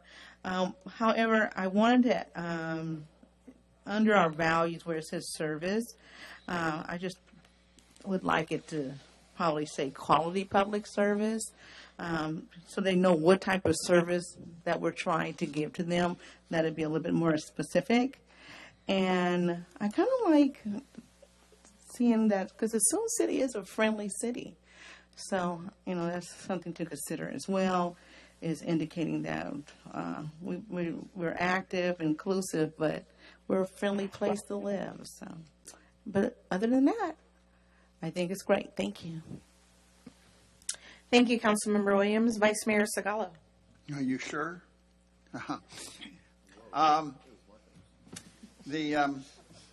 First of all, I congratulate you for doing all the computer work and bringing her along just for support. Appreciate it. She knows I'm kidding her. And so anyway,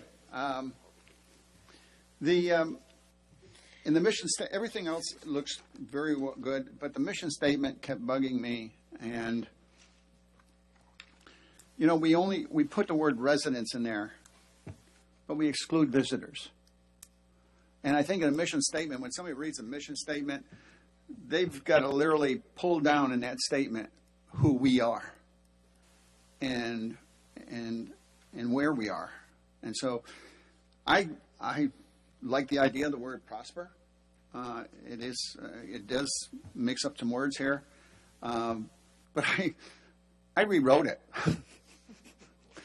So if the mayor and fellow council members would like to bear with me, I'm going to throw this at you, and you're very good at picking up everything that I'm saying. So, wait, before we change anything, I want to make sure, we have to have consensus. We want to hear from the public, and then so no changing anything at this point.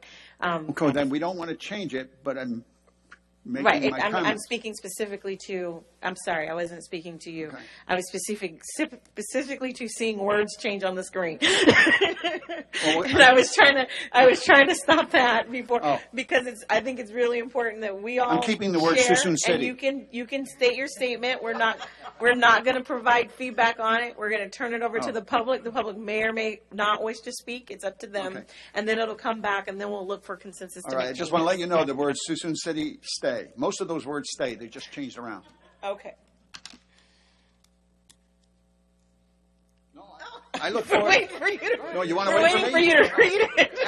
After your small comment right there, I wasn't sure if it was my turn or not. No, it is appropriate for you to read it. I'm just saying we're not looking for consensus. Here's from what the I council. came up with, and I tell you, I was really, like I said, I think that this.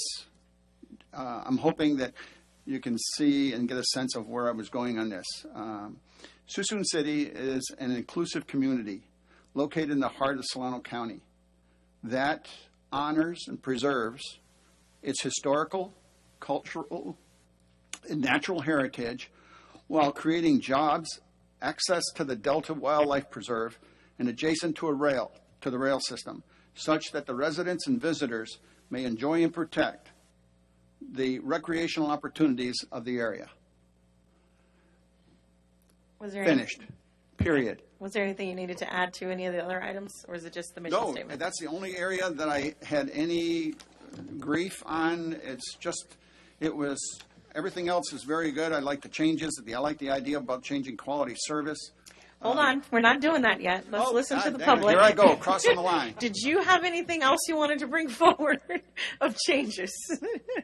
No. Is that it? Just you were fine. So the vision and the values, you don't have anything to add beyond what was said already. Let me phrase it that way. Okay. Sounds great. Yes. I want to give our community the opportunity to participate. Alrighty. my point of view is I think the mission statement, vision statement, and the values listed overall are really match what we talked about as a team when we had this presentation amongst council.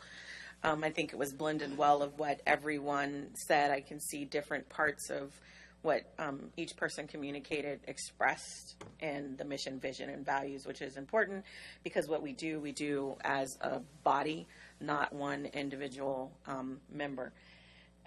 In terms of a clarifying question before I go to the public, based on what I've heard so far from some of the council members, I wanted to ask this for informational purposes, so if you don't mind coming to the mic. Under our values, the particular words, I remember in that particular session, we were all asked to give one word, 5 one words, and this represents kind of like the tally of, when there were multiple repeated. And so is the point of the value section, is that to be just one word, or how does that work? It can be more. It can be like quality service is a good one. That is a good piece. We had some values were expressed in sentences that were not really the same as a value, and so I think that friendly is a good one. That actually, you can say that it goes to community, but it's important, and we did hear that quite a bit.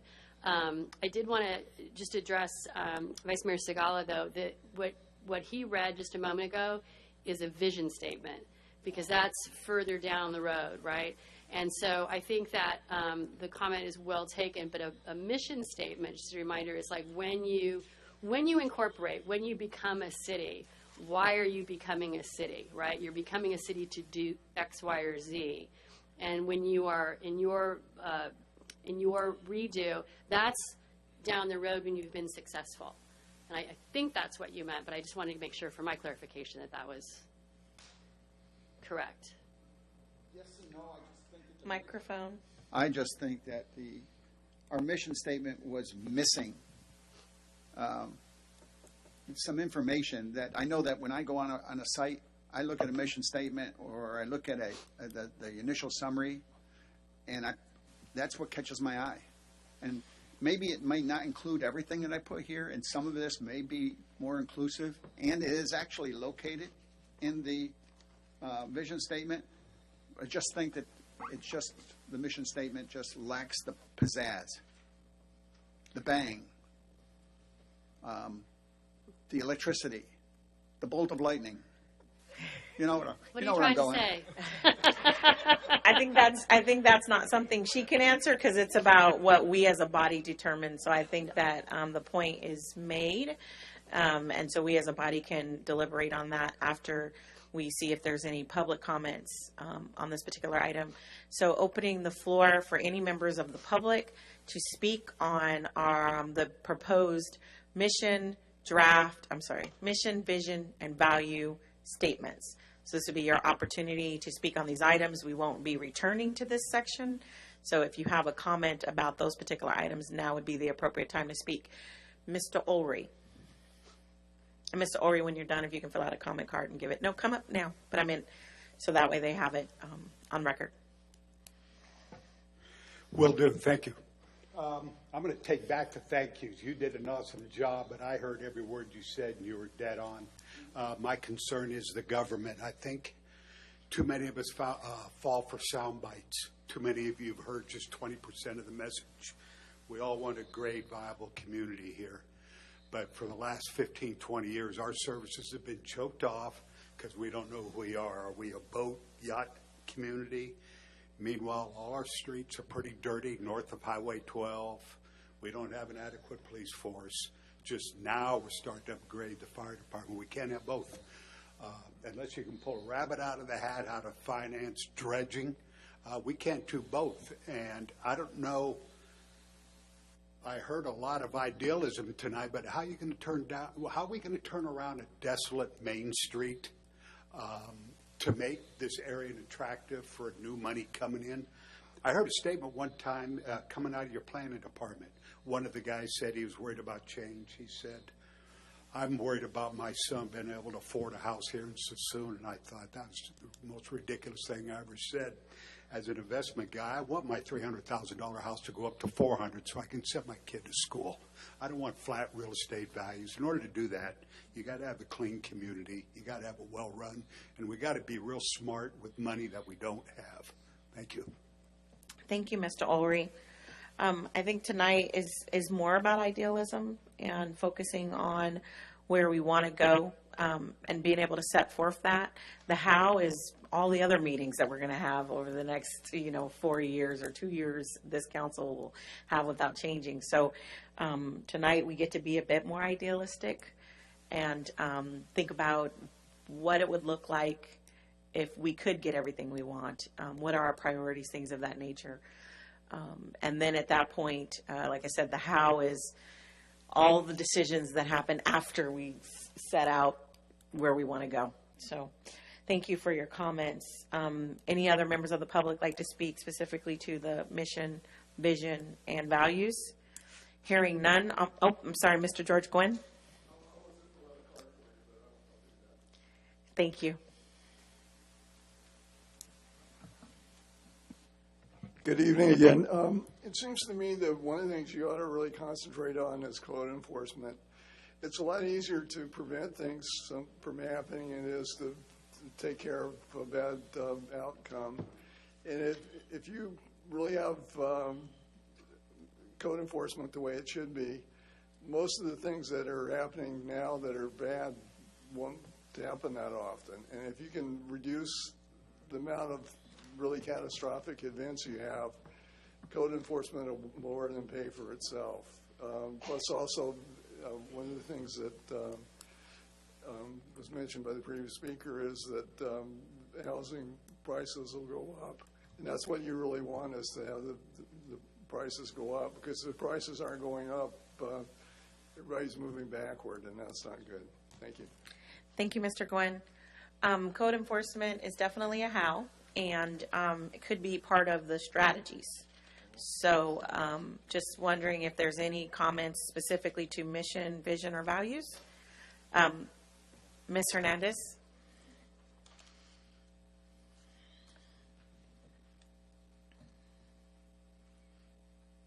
I think one of the things I really appreciated tonight from your presentation is your verbiage around data-driven budgeting, because it referenced accountability.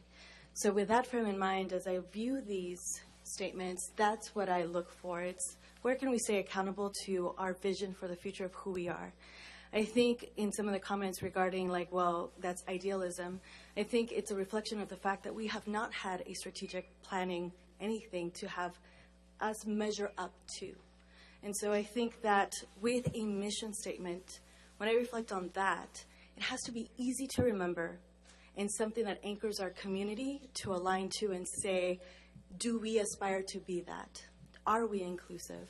Are we diverse? Are we trying to lift ourselves up as a community? So those are the things as the conversation continues, it's not to say so much about how big it can be, but how pointed it can be in regards to anyone in our community can pick it up and say, this is what our community's mission statement is, and I believe and walk it. That's all I wanted to say. Thank you, Ms. Hernandez. Would anybody else like to speak? Seeing no hands, moving on back to the council. So this will be the last round of discussions and looking for consensus. So there was a longer statement by Vice Mayor Segala. So if you're interested in something he said, you'll have to have him read it again. Otherwise, as we're going through this, please weigh in on the thoughts of transitioning the word thrive to prosperity, adding the word, I believe friendly was to vision versus values. Am I correct in that? Adding the word friendly into the vision statement. In terms of our values, adding quality in front of service. And I don't know if you asked for sustainability having both, or you were just commenting that it needed to be both. I don't really know if it needs to say that.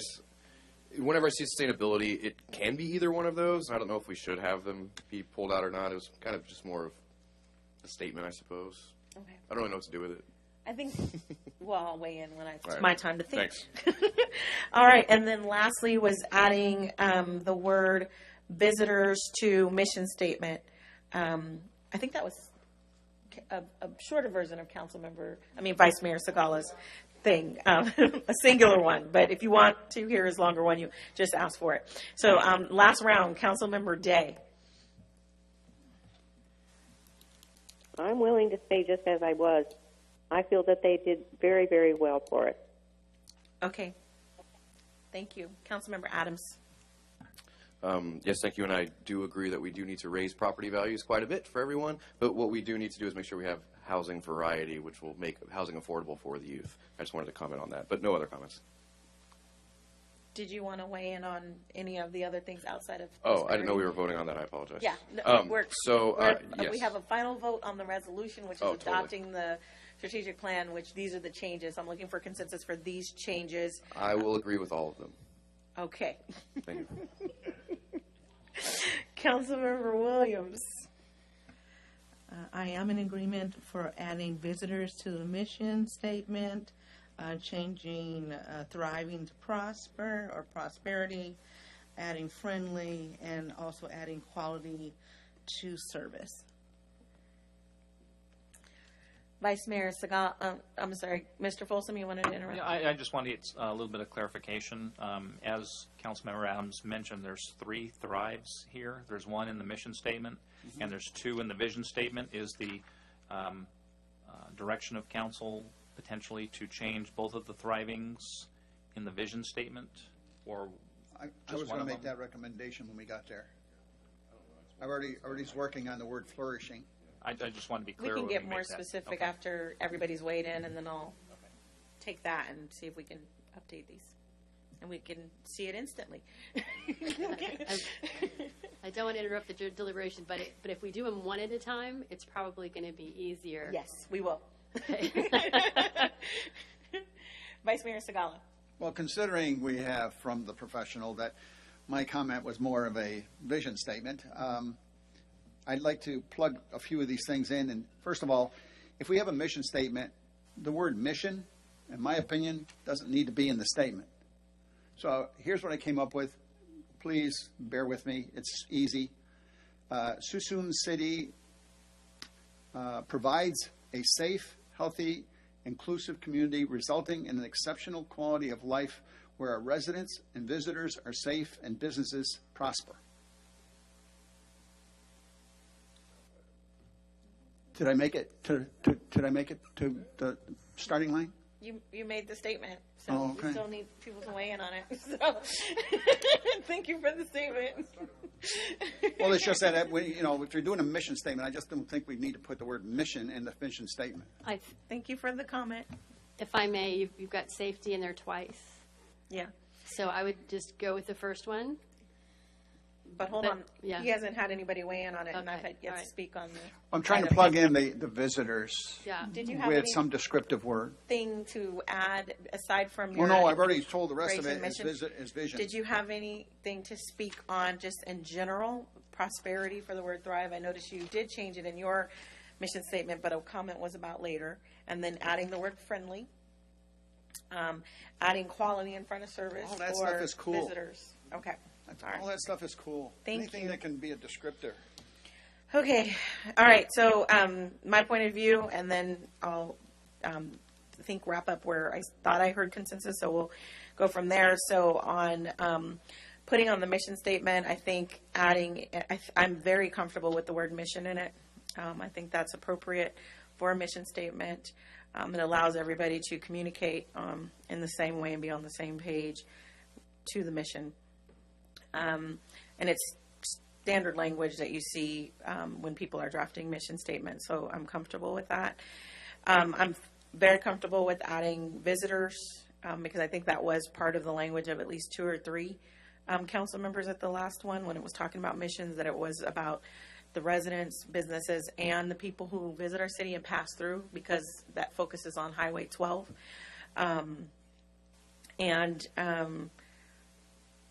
And changing the word thrive to prosper is perfectly fine. So I'm comfortable with that. I thought I heard at least 3 people comfortable with that as well. So if you want to change it, and we'll see if there's consensus for it, and we'll move on to the next one. So Sassoon City's mission is to provide a safe, healthy, inclusive community resulting, oops, Yep, sorry. Operator error. went somewhere.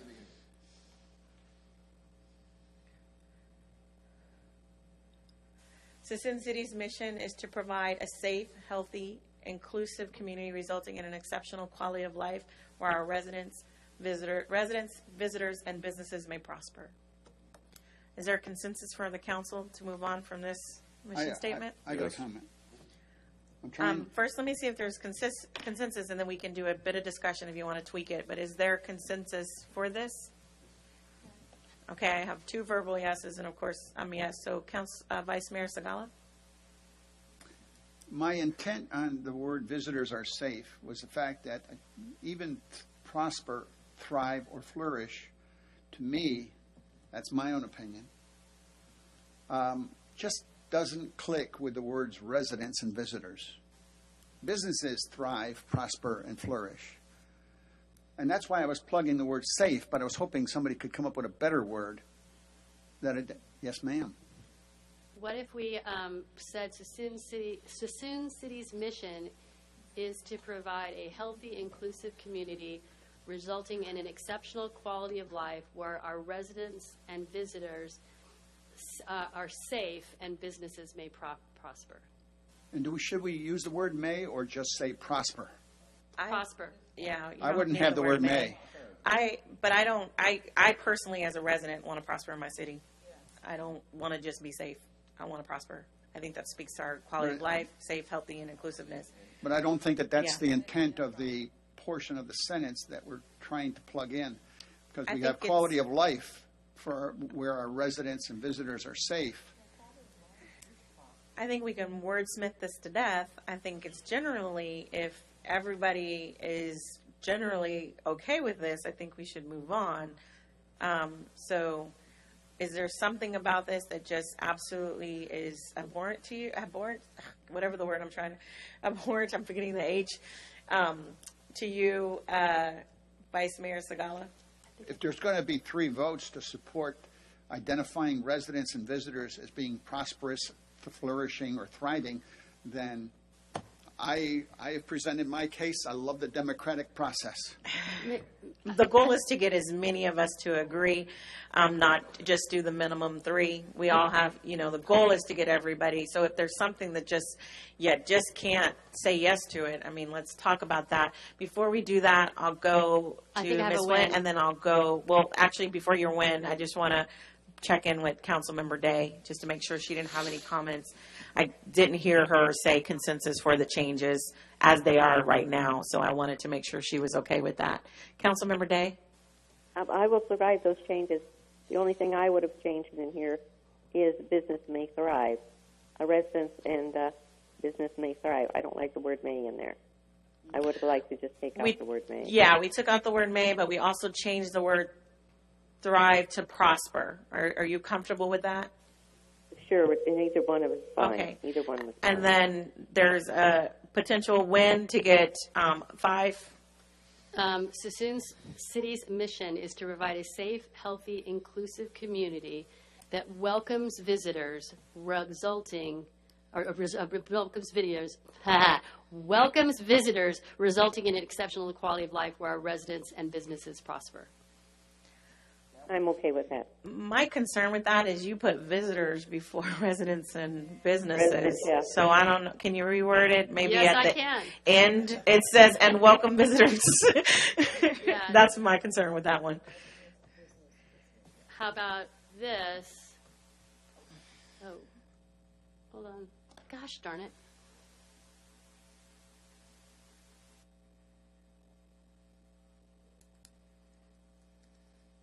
Welcoming visitors.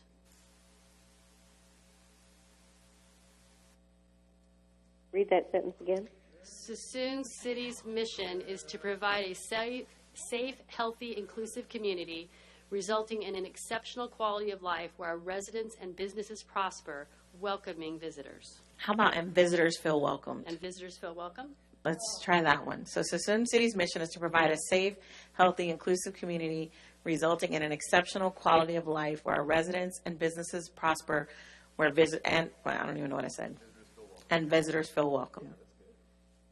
Are we comfortable? Do we have 5 people who can support that mission statement I can and support carry it. it all the way? Do we have 5 people? I only heard 4. I heard 3, and I know what my inner voice is saying. So is there a 5th person?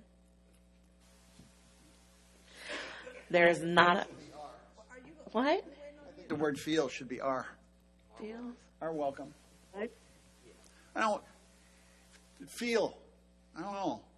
Are welcome. Open arms. Where our residents and businesses prosper and visitors are welcome. And are welcome. I don't know. Yeah, I'm not feeling that one. Either way would be fine for me. Yeah. We want visitors, but I want them to feel welcome. There's a difference between you get to come and spend your money, and all I want you for is spending your money. That's not how we want them to feel. So I think we've gotten to a good impasse on this one if we've down to just one word. So I'm comfortable with moving on. Yeah, because Mr. Folsom promised his wife he would be home at 9, and and he's breaking promises, and her birthday's coming up, and you know what I mean. And so I don't know about getting home at 9, but we'll try to get him closer. I have to protect the city manager as being the scapegoat of this movement of time. I have to be home for my physical therapy at 9 o'clock. Okay. And he's going to have to give her a really good present. Okay, all right. Moving on to Light. Oh, I'm sorry. Councilmember Williams. Okay, I'm just adding a statement to this. The word feel encompasses the whole city because we're saying you feel welcome, not just downtown, but everywhere you go, you're going to feel welcome in our city. So that's why I like the word feel welcome. Great. Our vision. Okay. So this one had Suisun City is an active, inclusive, thriving is one of the words we're up for prosper, and sustainable community committed to maintaining harmony between its urban and rural areas, supporting its history, arts, and natural environment, and its thriving waterfront district, fostering opportunities for current and future generations. The wording changes was prosperity and adding the word friendly. So, Suisun City is, where do you want friendly? The beginning, friendly, let's just, so we're going to try it at the beginning first. Is a friendly, active, inclusive, prosperous, and sustainable community. Hold on a second. Committed to maintaining harmony between its urban and rural areas, supporting its history, arts, and natural environment, and its thriving. Is everybody okay with that? Thriving? Okay. All right. So, do you want to? So everybody listen, and she's going to read it, and then I'll look for lights for comments. So everybody can turn the lights off now. I can turn my light off just because you said so. Really? I know. I just want to be able to assess. We're going to start with Councilmember Day as soon as she finished reading the sentence, and then I'm going to look for lights. All right. Suisun City is a friendly, active, inclusive, prosperous, and sustainable community committed to maintaining harmony between its urban and rural areas, supporting its history, arts, and natural environment, and its thriving waterfront district, fostering opportunities for current and future generations. Sounds wordy. Okay, Councilmember Day, did you have any comments on that? And it could just be that you don't like it. You don't have to give specifics now. No, I'm okay with this. I am. Okay. All right, looking for lights. Vice Mayor Segala. Yeah, Well, did you think you would? for the same argument about repetition, I would put the word flourishing in place of thriving instead of prosperous. Flourishing there's a little more dynamic to the word flourishing. It's just prosperous means to me prosperous kind of indicates the fact that we've accomplished things. Flourishing means we still have more to do. And so that's to the council, because we're going to do that, because she can't do it without us. So, I understand that, but does people want to take out the word flourishing? I'll just tell you where I'm at. I think flourishing could be a better word than prosperous, since we used prosper earlier. I just think that where you put flourishing is probably before community versus flourishing, I think it needs to be right before the subject. Or thriving or flourishing water. Flourishing, sustainable community?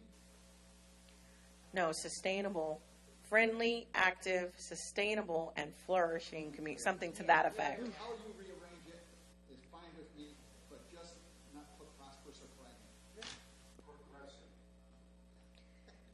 Well, I was going to say that is. Do you want us to be here till 12? Because technically we could, because this is not new business. We're talking about the same thing, so we'll be here all night. So right now it's, I'm just reading the order: friendly, active, inclusive, sustainable, and flourishing community.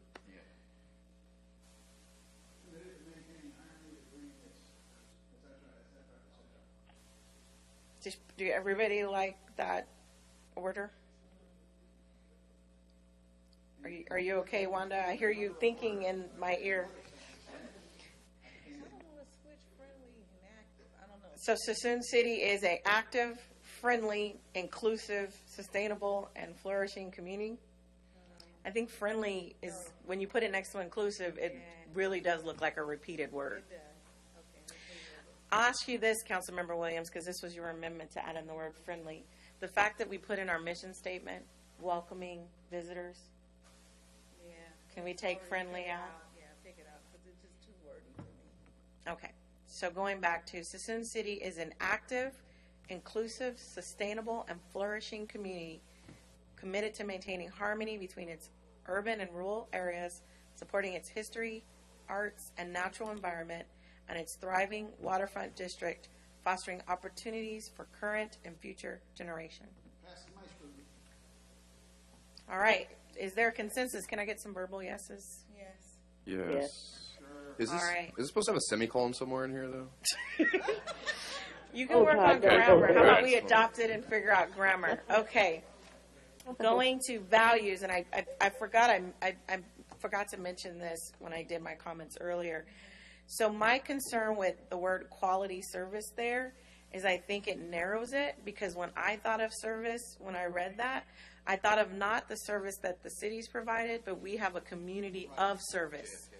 Like community service, like everybody gives that service when you think of military, that kind of service is how I read that. Not we're providing quality service. It's everybody operating in a spirit of service. So that was my concern with narrowing it to quality. I actually originally said quality public service, but I think we should keep it single, 1 to 2 words, because I think it then starts to take away. Here's what I like about keeping it service, because you want people, like for instance, to Councilmember Adams' point, when people read our mission statement, our vision, and our values, they should see themselves in it and be able to, it should be broad enough that you can articulate for yourself what that means to you, but narrow enough so it doesn't get off track. So Anthony, or Councilmember Adams, looks at sustainability, and maybe because of his passion, the first thing comes to mind is environmental, where me, I'm a finance girl, budget, that's my thing. When I see sustainability, the first thing comes to mind is fiscal responsibility, financial, things like that. So here's the beauty of it, is that we both can exist in that one word. So my concern with narrowing down any of the words is then it takes away somebody else's interpretation and identification of those particular values.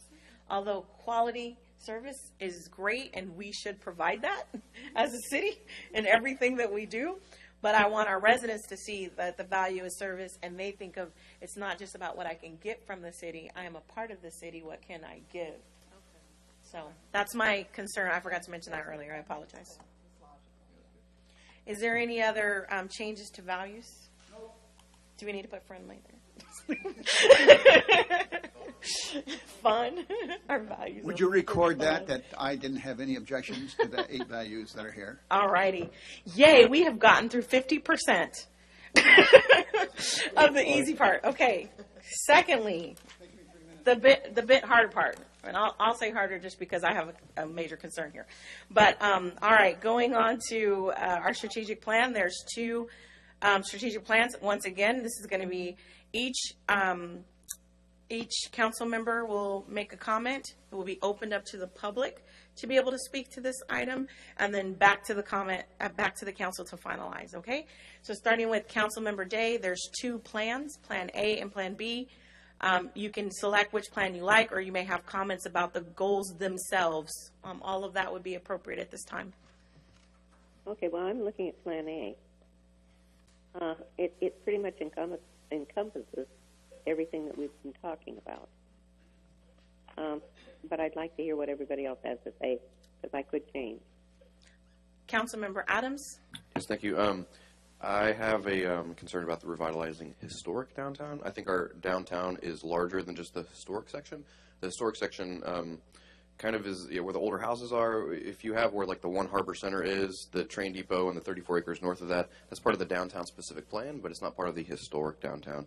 And that downtown, and the reason I want to go with A here, I think downtown and the train depot specifically in the 34 acres is really the next phase of the development in Sassoon City. That's where we're going to get our high quality retail and high quality housing, to be honest, and where hopefully we'll get tens of millions of dollars in grants somewhat soon. So I would like to keep strategic plan A and keep downtown in there, but I don't know if we should. I don't know if I like the word revitalize, because as was stated before, it has never really been a very vital downtown that has been regionally significant, and also the historic park. And on number 6, environment. For strategies, you have partner with agencies including Solano County, California Department of Fish and Wildlife, and conservation groups to improve and protect wildlife habitats and ecosystems in Grizzly. I think you used the English version of Grizzly. It's a Z. And 2 Z's. And also you have the inland delta waterways here. The delta waterways are more in the Antioch area and kind of Bethel Island. We are the Sassoon Marsh. No, we are the inland brackish delta region. We are part of the delta. Yeah, but that's a really large area, the delta waterways. This Sassoon Marsh, we have a Sassoon Marsh protection plan that is right south of us. That is the specific ecological ecosystem that is south of us. Yeah. I'm sorry, Vice Mayor, I was guilty of commenting on his. We should comment during our period.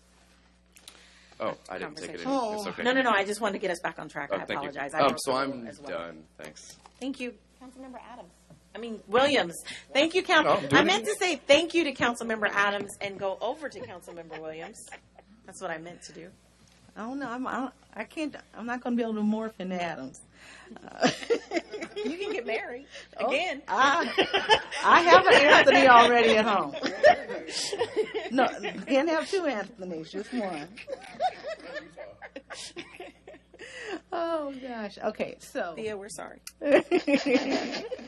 So I'm going to actually go with strategic plan A because I would like to see the downtown area, especially the historic part, because I actually would like to see that that there's a committee or something put together so that they could actually really do some preservation of the area, especially if we're going to say it's historic, then we need to make sure we get the designations for it. But anyway, and a possibility of also using the Mills Act to help the homeowners down there to help improve those homes, because as we get ready to, I don't know about revitalize, but help bring vitality to the historic downtown area. It's going to be important that the homes surrounding the area looks nice as well, and so we're going to have to put together something to help these homeowners help maintain their properties. Not to say that every property is not maintained, but also sidewalks and everything else. Also, under number 3, which is ensure public safety, one of the things not listed here under public safety is our streets. And streets and sidewalks, that is part of public safety. So I would like to see us include that. We cannot exclude our streets. That's number 2 to the residents here in Sassoon City, streets. So I'd like to see us make some adjustments with that. And that concludes my remarks. Thank you, Councilmember Williams. Vice Mayor Segala. I'm focusing to Plan A, and to go off the comment that Anthony made, which he's kibitzing, so he can't hear me complimenting him.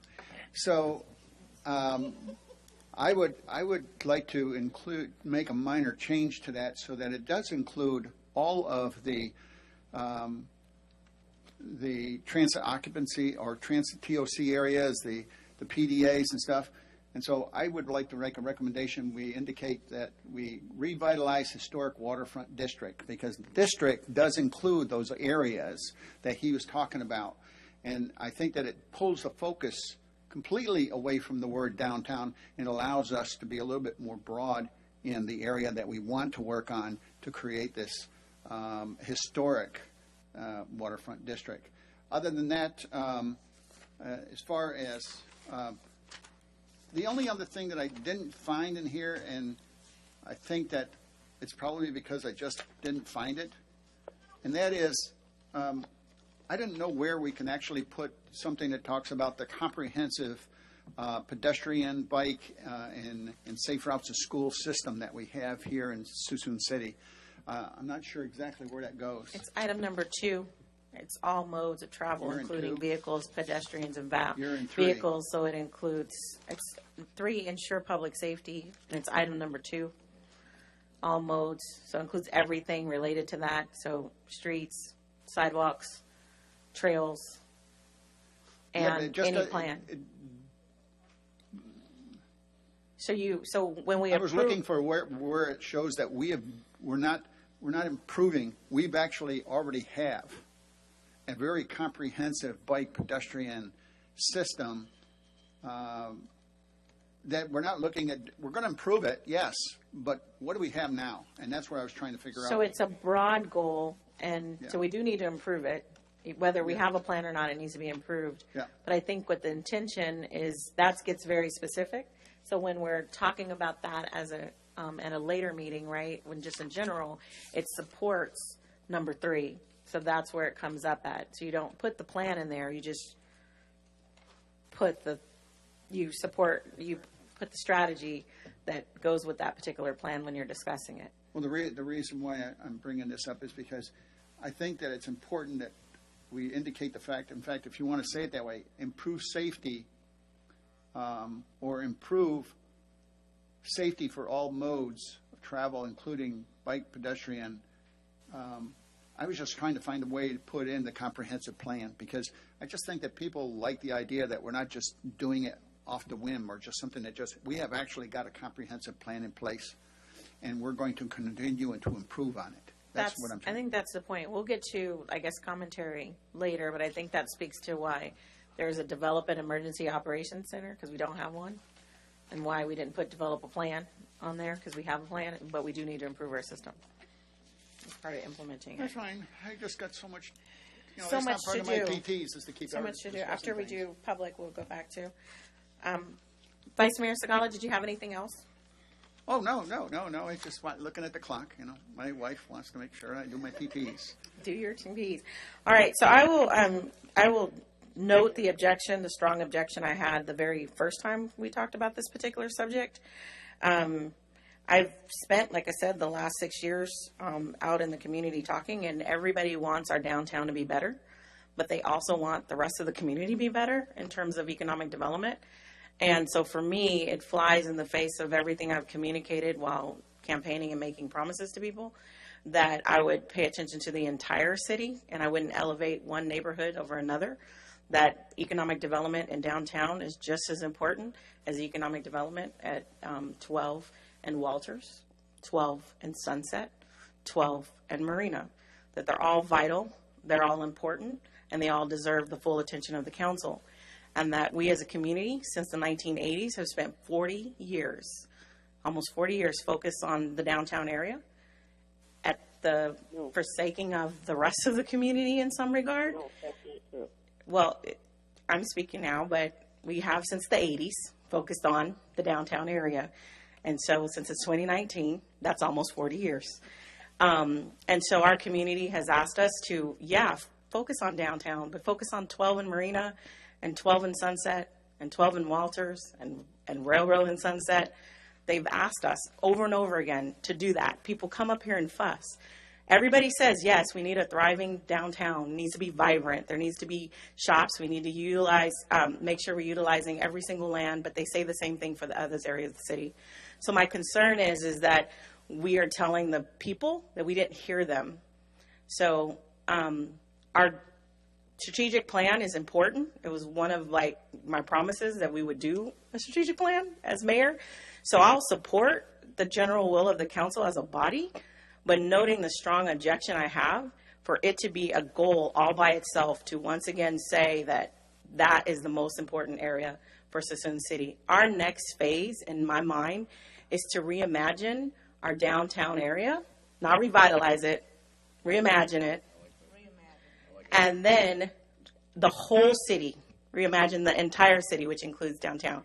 So I feel like when we elevate one particular area of the city over the whole rest, and we've done that for 40 years, it just flies in the face of everything that people have said to us.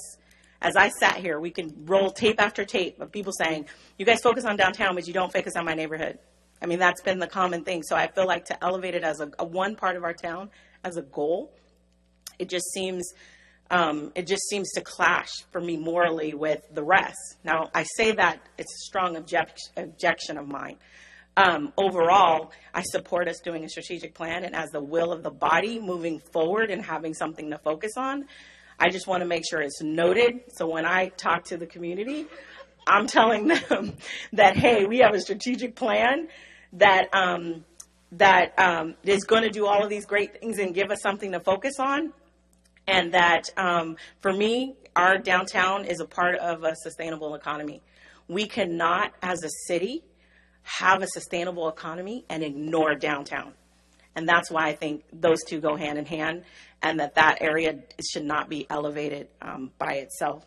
Otherwise, I think that the goals moving 1 into 2, the revitalized historic down, some of those are very specific.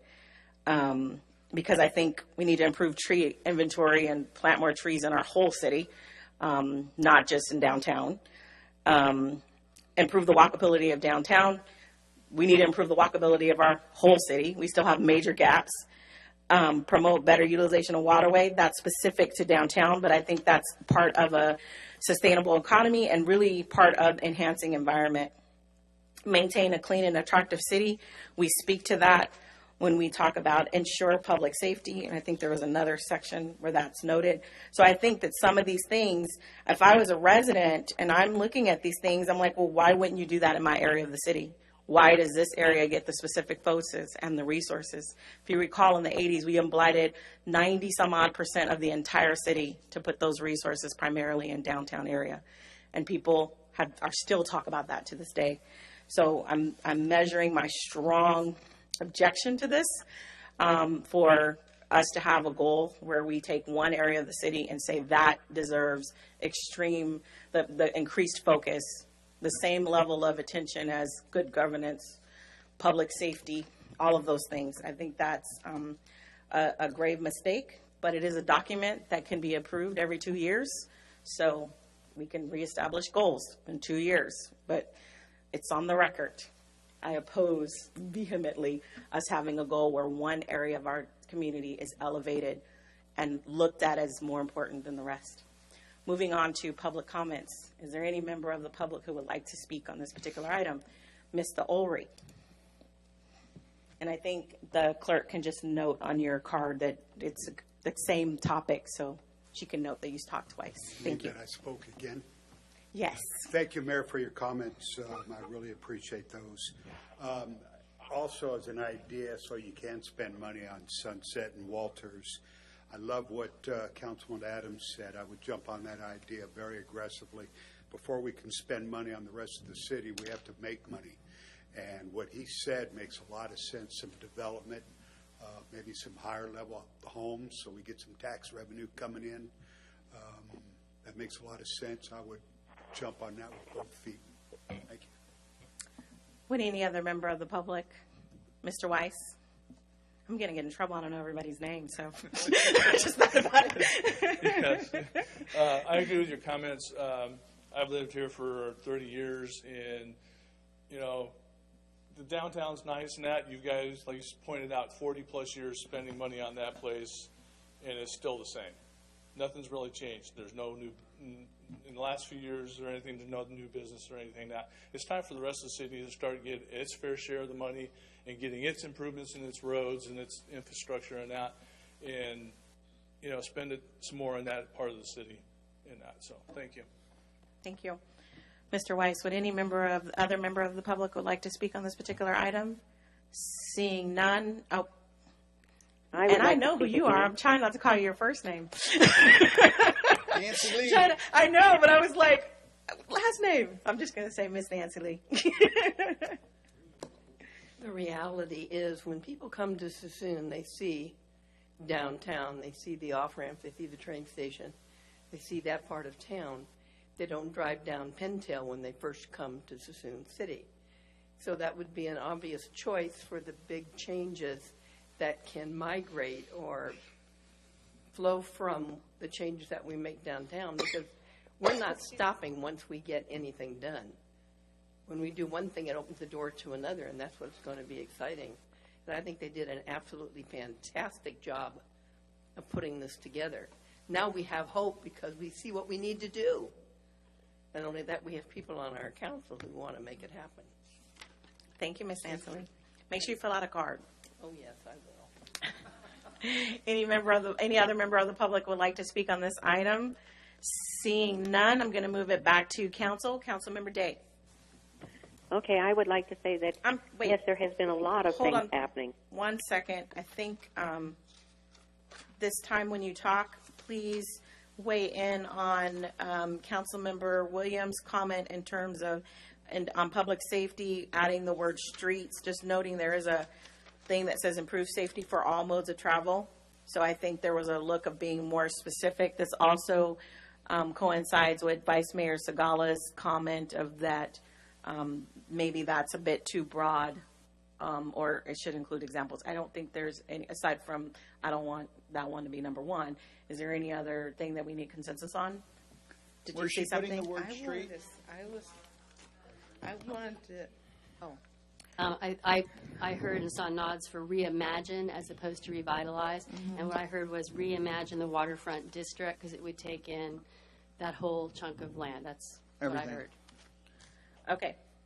Yes. So that consensus, I think that was, I used the word reimagine, but would be opposed to having it at my original one. So I'm going to say that's, that Adams liked that word and co-opted it, and I think it was Vice Mayor Segala. I'm going to add to that. Put the district, but you can, well, let's do consensus. Let's talk about the word street. I'm just bringing, Public safety.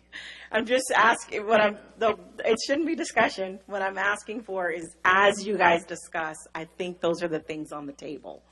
And so, Councilmember Day, go ahead. Okay, I think that street should be in there, yes. Where? Because that is something that I don't know where in there. But I do know that it needs to be in there due to the fact Item 3. that that's what the public has asked for. They've asked for public safety, and they've asked for streets. Those have been the two major things. And in doing that, we need to address that. And now I'd like to address the things that have been said by people that are in the audience. Most of those people have not been here that long. And the fact of it is, they were here when there wasn't any thing over in Lawler Ranch. That's all been added to. So that is part of it. It has been added to on Sunset Avenue. That was a one lane. It has been added to on Highway 12. It's been added to on Montebello Vista. That half of that was not in existence. It's been added on Peterson Ranch. I can go on and on and on. Our schools have been added to since I've been in here. We have a permanent library since I've been added in. These have been the monies that have gone into that outer area. So I cannot stand the fact that you think that nothing has been added. It has, and I'm proud of that. Yes, we have added. Councilmember Day, I can't have you speaking falsehood. So no one in this room said nothing's been added. And you should be absolutely proud of the work that you did as a council member, along with the previous council, on the work that was done in the city. That's not what was said. I am absolutely So I proud just of want to it. make sure you don't put words, because you Okay, no, specifically I'm not called out putting words in your residents, mouth. and I think you're speaking to putting me. words in mine. Hold on. I think you're speaking to me, so I'd rather you direct it at me versus residents, because not one resident Okay, came up here and I said will that. direct it at you. Thank you. Because you're the one that's been speaking, and I understand that. But all these things have been added, and they've been good things for our city. And yes, a lot of money has gone into the downtown area, because that's where we attract the visitors into our town that we so much want. And that's where the train is. That's where we can bring more people in. We need them to come in. We need them to know that we are somewhere that is attracting them and want them. And so I think everybody in this city would go for that. The only thing I am dead against on this is I do believe that historic downtown should stay that, and it should not be combined with the 33 acres of the Hoffman. I think that that's going to be built out differently, and that isn't historic. And so I'm kind of sorry to see that. But other than that, I think that we put a good plan together. And I thank you, Lori. You've done a wonderful job with it. Thank you, Councilmember Day. Councilmember Adams. Yes, thank you. I do agree that maintaining quality streets, roads, and sidewalks needs to be added to ensuring public safety. I think it was actually number one on one of the surveys. I think it was maybe the outreach event was number one. I also do want to speak to keeping the reimagining downtown as a goal. This is not to detract from any other location in the city. This is simply a land use issue. The waterfront is unique. If we go to State Route 12 and Marina, State Route 12 and Sunset, State Route 12 and Walters, those are highway intersections. It does not have the same land use as a waterfront that has a train station by it, and is let alone, as far as from the region, that's the priority development area for the entire city. That's where we're going to get regional and state dollars, is in that PDA. So I think we do have to have different strategies looking specifically at downtown, because again, that's where we're going to get the money, that's where we're going to have the growth, and that is where we bring people in to our city. The other locations are going to be looked at. We're of course going to develop any open lot. That is my promise to you. We're going to do our best to develop this in a quality manner. But we have to look at these things differently, because there's different land uses, there's different needs, and different opportunities in downtown. So I would like to keep it separate. And that's all I have to say. Thanks. Thank you, Councilmember Adams. Councilmember Williams. Well, I definitely want us to keep streets and sidewalks under ensure public safety. Adams brought up on number 6 under enhanced environment. He was concerned about the word used inland delta waterways. I did look that up. I Googled it, and so it does say it's assumed marsh, brackish water wetlands. So I don't know, we might need to look at changing that a little bit.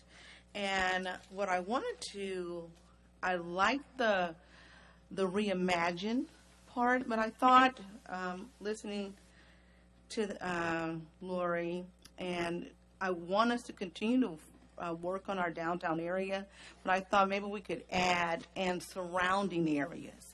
Because if we're reimagining the waterfront, why can't we reimagine the surrounding areas as well? And so that way, we're still focusing on, as Adams brought up, a land use issue with PDAs, but then we can also encompass that we're also going to be considering taking care of the surrounding areas, because once we have that together, the other areas will also be able to thrive. I won't keep adding commentary on it, but we could actually add signs directing citizens and visitors to visit these other locations.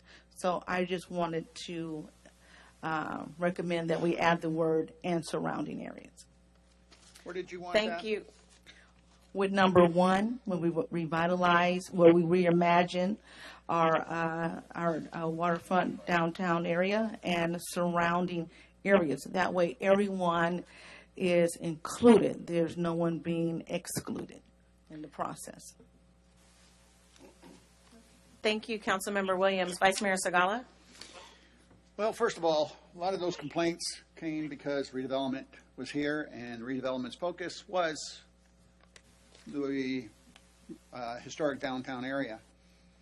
Well, guess what? Redevelopment's not here. That means we got a lot more liberty to do things throughout the entire city. I wouldn't use redevelop the historic downtown because redevelopment's gone, and that's the words we were using years ago. Revitalization means taking the old, rebuilding it if necessary, restructuring it. Revitalization just means that, revitalizing it. Including the historic waterfront district will include the PDAs, the TOCs, and literally be the gateway to downtown. So I support that, but at the same time, I support the development sustainable economy as a very powerful logo that's there. Oh, that's where I'm going to go with, the logo. So that's where I stand on that. But reimagine, if you don't like the word revitalize and you want the word reimagine, I would yield to that, but I like the word revitalize because it's taking everything, even the old stuff, and putting new energy to it. So that's where I stand on that. As far as the other changes are concerned, I'm not sure where that word streets is supposed to be, but it looks like it's appropriate in item number 3 of 3. But I have no idea where your intent is to put it. So, but when you say streets, my question is what's public spaces? Number 3. No, what do you mean? What is meant by public spaces versus streets and sidewalks and stuff? So for clarification, on ensure public safety, item number 2, which I'm getting loud and clear, it's really easy for us to add on the number 2 item, improve safety for all modes of travel on local streets, roads, and trails. We can add that on really simply. That would work. And on the program to keep all public spaces, parks, medians, and neighborhoods clean, well-maintained, that's, things that are right in front of City Hall, those walkways that are around the open spaces, the walkways that are connecting to the waterfront. So they are not just a walkway, but they're also going to be gathering places. So that was the intent. And then number 6, the reason why I think the word waterways, now if you want to say brackish, people understand what that is, but we also know it's the delta, inland delta. But if you want to, I would highly recommend you keep the word waterways. When you talk about wetlands, you don't talk about the kind of sports that we have here on Grizzly Island, the fishing, the hunting, and all that stuff. You just see wetlands where you could go visit birds and fish. Down here, you can actually catch those fish. And I think the words waterways is important because it is a waterway from Suisun City, and 13 to 15 miles later, you're into the Suisun Bay and the San Francisco Bay. It is a waterway. It has always been a waterway, and I would highly recommend you keep the word waterways as a way of letting people know. Question for clarification for us, because I heard both of you have different. If we just left it as inland waterways, would that be sufficient, or do we need to call out brackish and delta? And let's wait because everybody hasn't spoken on it. Yeah. Leave. No, I say just leave it the way it is. It seems to cover everything because determining where you look it up, even with the county when they do their general plan, they talk about the Delta Waterway. Even though I would prefer to have seen them identify some areas out there as ecotourism, they haven't done that. But that's a goal I think we need to go for. But other than that, I think you've done a great job here, and we need to get this thing done so that we can give guidance to our staff. This is the last half. Thank you, Vice Mayor Segala. So in terms of the Plan A versus B, of course, I still support Plan B. I think when looking at Plan A, I don't agree that it still needs to be separate because of the PDA, because that's what the whole point of a PDA gives focus for dollars. Having it as a goal doesn't make that happen. I don't agree that the word should be revitalize, because like I said, it was never vital. I don't think it should be a reimagine. Because I like that word because that's what I've been using for the last 2 years. But I don't think it's appropriate there. I think if you're going to keep that, it needs to just be vitalize. Simple as that. Just straightforward. Not anything, which means to repurpose or to do again. So I think it's just vitalize the downtown area if you're going to keep that. In regard to the revitalize historic downtown number 1, I'm concerned about some of the lines that could be used for the rest of the community. I think if you're going to, as a council, keep this item as number one, I think you should not put things in there that can be handled on other areas, like improve tree inventory and plant more trees. I think that's something that needs to be done citywide. I don't think it's specific to downtown. Same thing with maintain a clean and attractive city. We mentioned that in other places. That's part of other goals. So I think we should consider removing some of those things that if I lived in another area and I'm like, okay, well, I want more trees, I want a clean city. So I think they should be more specific to the downtown area if you're going to keep that as item number one. Going to item number 3, ensure public safety. I think I like the phrase improve safety for all modes, but I think it could be added with Councilmember Adams' comment of maintaining quality streets. I think he said, what did you say? Streets, sidewalks, street roads and sidewalks, which would improve safety for all modes of travel. You know, I think combining it to something like that is better. In regard to, let's see, enhancing the environment, noting the corrections that people have made for spelling and such. But I think this is an opportunity, this document is an opportunity to educate. So I agree that this is the Inland Delta Waterways, and that specific statement should stay, because if you Google it like Councilmember Williams did, you'll see the word Suisun City. I think there's a whole 5th grade class at Suisun Elementary where both of my kids went, not Suisun Elementary, sorry, Crescent, they do a whole thing about this, and they use that phrase. But they also use Suisun Marsh as a separate, it's a subset of it, but separate. So I think it's ecosystems of Grizzly Island, Suisun Marsh, and the Inland Delta Waterways. So I think adding Suisun Marsh is unique to us. And so adding it in, so I would support that. And that is, I think that's it for me as terms of comments. And so now looking for consensus, it looks like there was consensus for Plan A, but there was not consensus for the naming of number 1. And so let's work on the consensus for the naming of 1. So I think Councilmember Day had, and anybody can correct me if I'm wrong, if I portrayed your words incorrectly, you liked it to remain as is, revitalize historic downtown. I think Councilmember Adams, before he's had a chance to weigh in again, was reimagine downtown waterfront district. No. Get the word downtown out. Hold on. This is his, so he's the only person that can say that wasn't him. So reimagine downtown waterfront district. Council Member Williams was reimagine historic downtown and surrounding areas. Vice Mayor Sagala's, yours was maintain, revitalize, but you said revitalize historic downtown waterfront district. Close, but not. Revitalize historic waterfront district.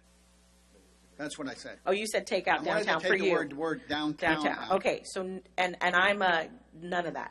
So let's build consensus around, because everybody said something different. So let's just start with the first word. Revitalize. We have revitalize and reimagine. It's 2 and 2.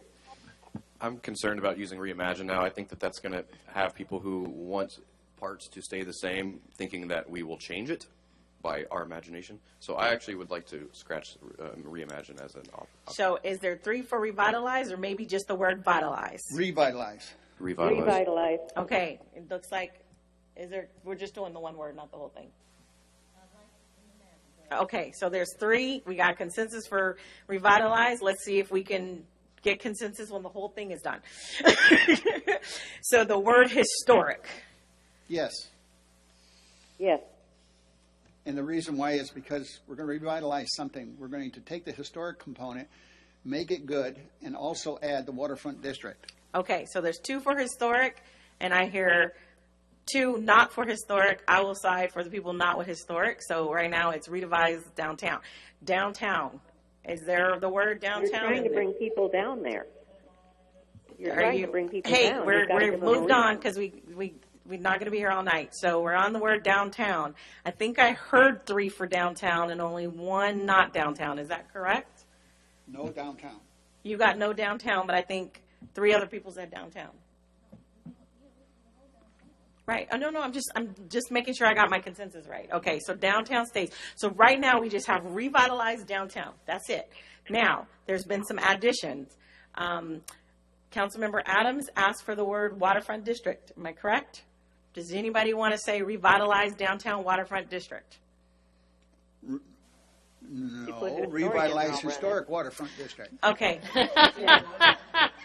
Yes. So, it's revitalized There is downtown. a whole bunch. I'm going to You're take. noting, hold on. I already noted a ton of my objections. Your objection to removing the word historic from both you and Councilmember Day is 1,000% noted. So when you go out in the community, you can say you fought like the Dickens to get historic in there. It didn't pass. I just want to let you know there's a lot of grant money in California for a sign that says historic. Okay, it doesn't mean that that you won't utilize historic anywhere. It doesn't mean that. It's just the goal. So we got consensus for a revitalized downtown. Now, right now, we only have consensus for those 2 words. So here's the question. There is a proposal for a revitalized downtown waterfront district.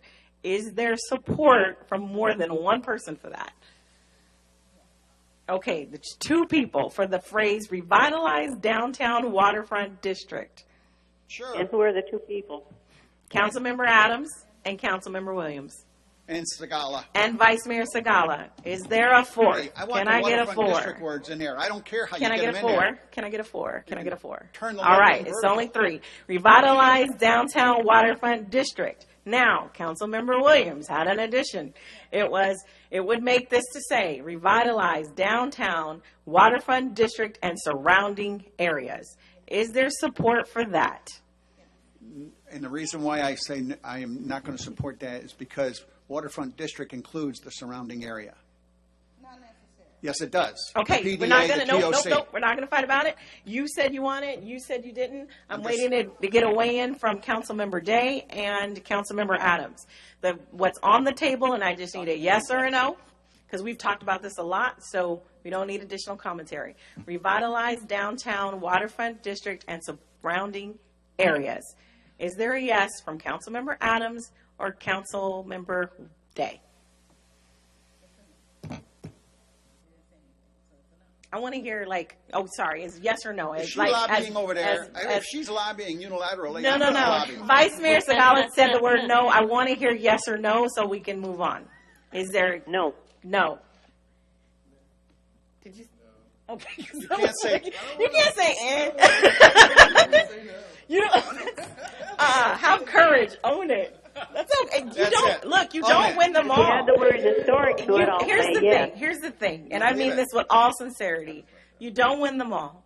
And the point is, can we as a group, every decision, if we just, one of us made all the decisions, the city would go to hell in a handbasket. What makes us strong is the diversity of not only our city, but of us up here with our different perspectives and our different experiences. That's what makes us strong. So this strategic plan will be a strong document that everybody on this council and this community get behind, because we reached a consensus to get there, and not everybody got everything that they wanted, but we all had our thumbprint in this in this document, and that's what matters at the end of the day. So when we walk out of here, all of us are singing the praises of all of this. Now, I'm not going to lie. I'm going to say, y'all, I fought. But at the end of the day, I support this document, okay? So it And I'm sounds gonna like say we you're have... all wrong. What? Say it again? I'm going to say you guys are all wrong.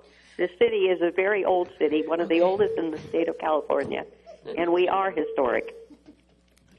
Okay. We'll work on that later. Doesn't Jane. mean that we're not historic. This does not mean that. We're talking about goals. So revitalize, it sounds, I think I ended with, and correct me if I'm wrong because I know you're tallying, revitalize downtown waterfront district. Okay. So we are, I think, done on at least the goal side. So we're at strategic plan A. There are no changes to any of the other 5 goals, except the first one is now revitalize downtown waterfront district. That's And what you I have. wanted- I want to point out two things that I think will go fast. When you look at the strategies here and revitalize the historic downtown district, specific to the mayor and some other comments, we can absolutely move number 2, improve tree inventory, as well as make a clean, attractive city, all the way back to environmental, And it should be. because that will be citywide. That's where we should be. And for my notes I have for the others that are the addition of the word streets, and where there's any opportunity for us to talk about connectivity, which does come up in multiple places, we'll make that clear that that's a citywide piece and not specific to just the one area. Did you have the Sassoon Marsh for number Yes. 6? Okay. Yes. I just noticed you talked about environment, but it wasn't Yeah, specific no, to that. I've got waterways, the Soon Marsh, and I've got not grizzly like it bled to death, but an actual. Yeah, grizzly bear. Grizzly bear. Not what they do to you if you see one. Exactly. I believe because of the different So- definitions or spellings, it's Grizzley. You would be correct. Okay. So, back to the council. We have consensus for these things, so I am now ending discussion on this item. Because I heard nothing else. Great. That item is like close.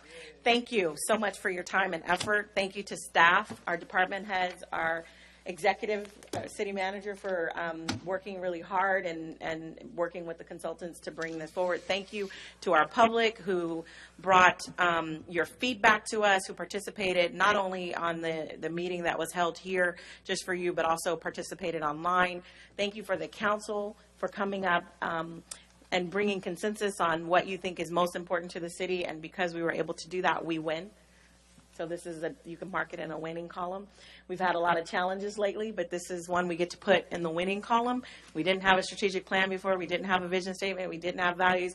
We didn't have mission statement articulated. We had those things in some loose way, but not articulated, and now we do. And so this is a huge win for our city today, and I appreciate all your effort in making that happen. Okay. Moving on to reports. And because we have someone who has to get home to their lovely we have to wife, and adopt it's her it? birthday week, and because somebody has to get to Don't we have PT, to adopt this? Isn't that a vote? do we? Oh, we do have to adopt. Okay. Sorry. Motion made as the changes amended. All right. Is there a second? I'll second it. All right. Roll call vote. I'm sorry. Motion by Vice Mayor Segala, second by Mayor Wilson. Roll call. Council Board Member Segala. Aye. Day. Council Board Member Day. Are you have us on mute, Councilmember Day? We can't hear you. Pass over me, please. We can't. I need you a yay or a nay. You can't abstain. Did you hear what I said? I said yay. So we need yay or nay. Cannot abstain. Why can't you abstain? You can't have participated in the process and then abstain from the vote. I mean, that's the first one. That's true. Second one, you need a reason to abstain, and that reason has to be valid per state law or city ordinance, which you wouldn't, as I understand it, there is no conflict here. And like I noted, you participated in the process, so you can't abstain. It's either yes or no.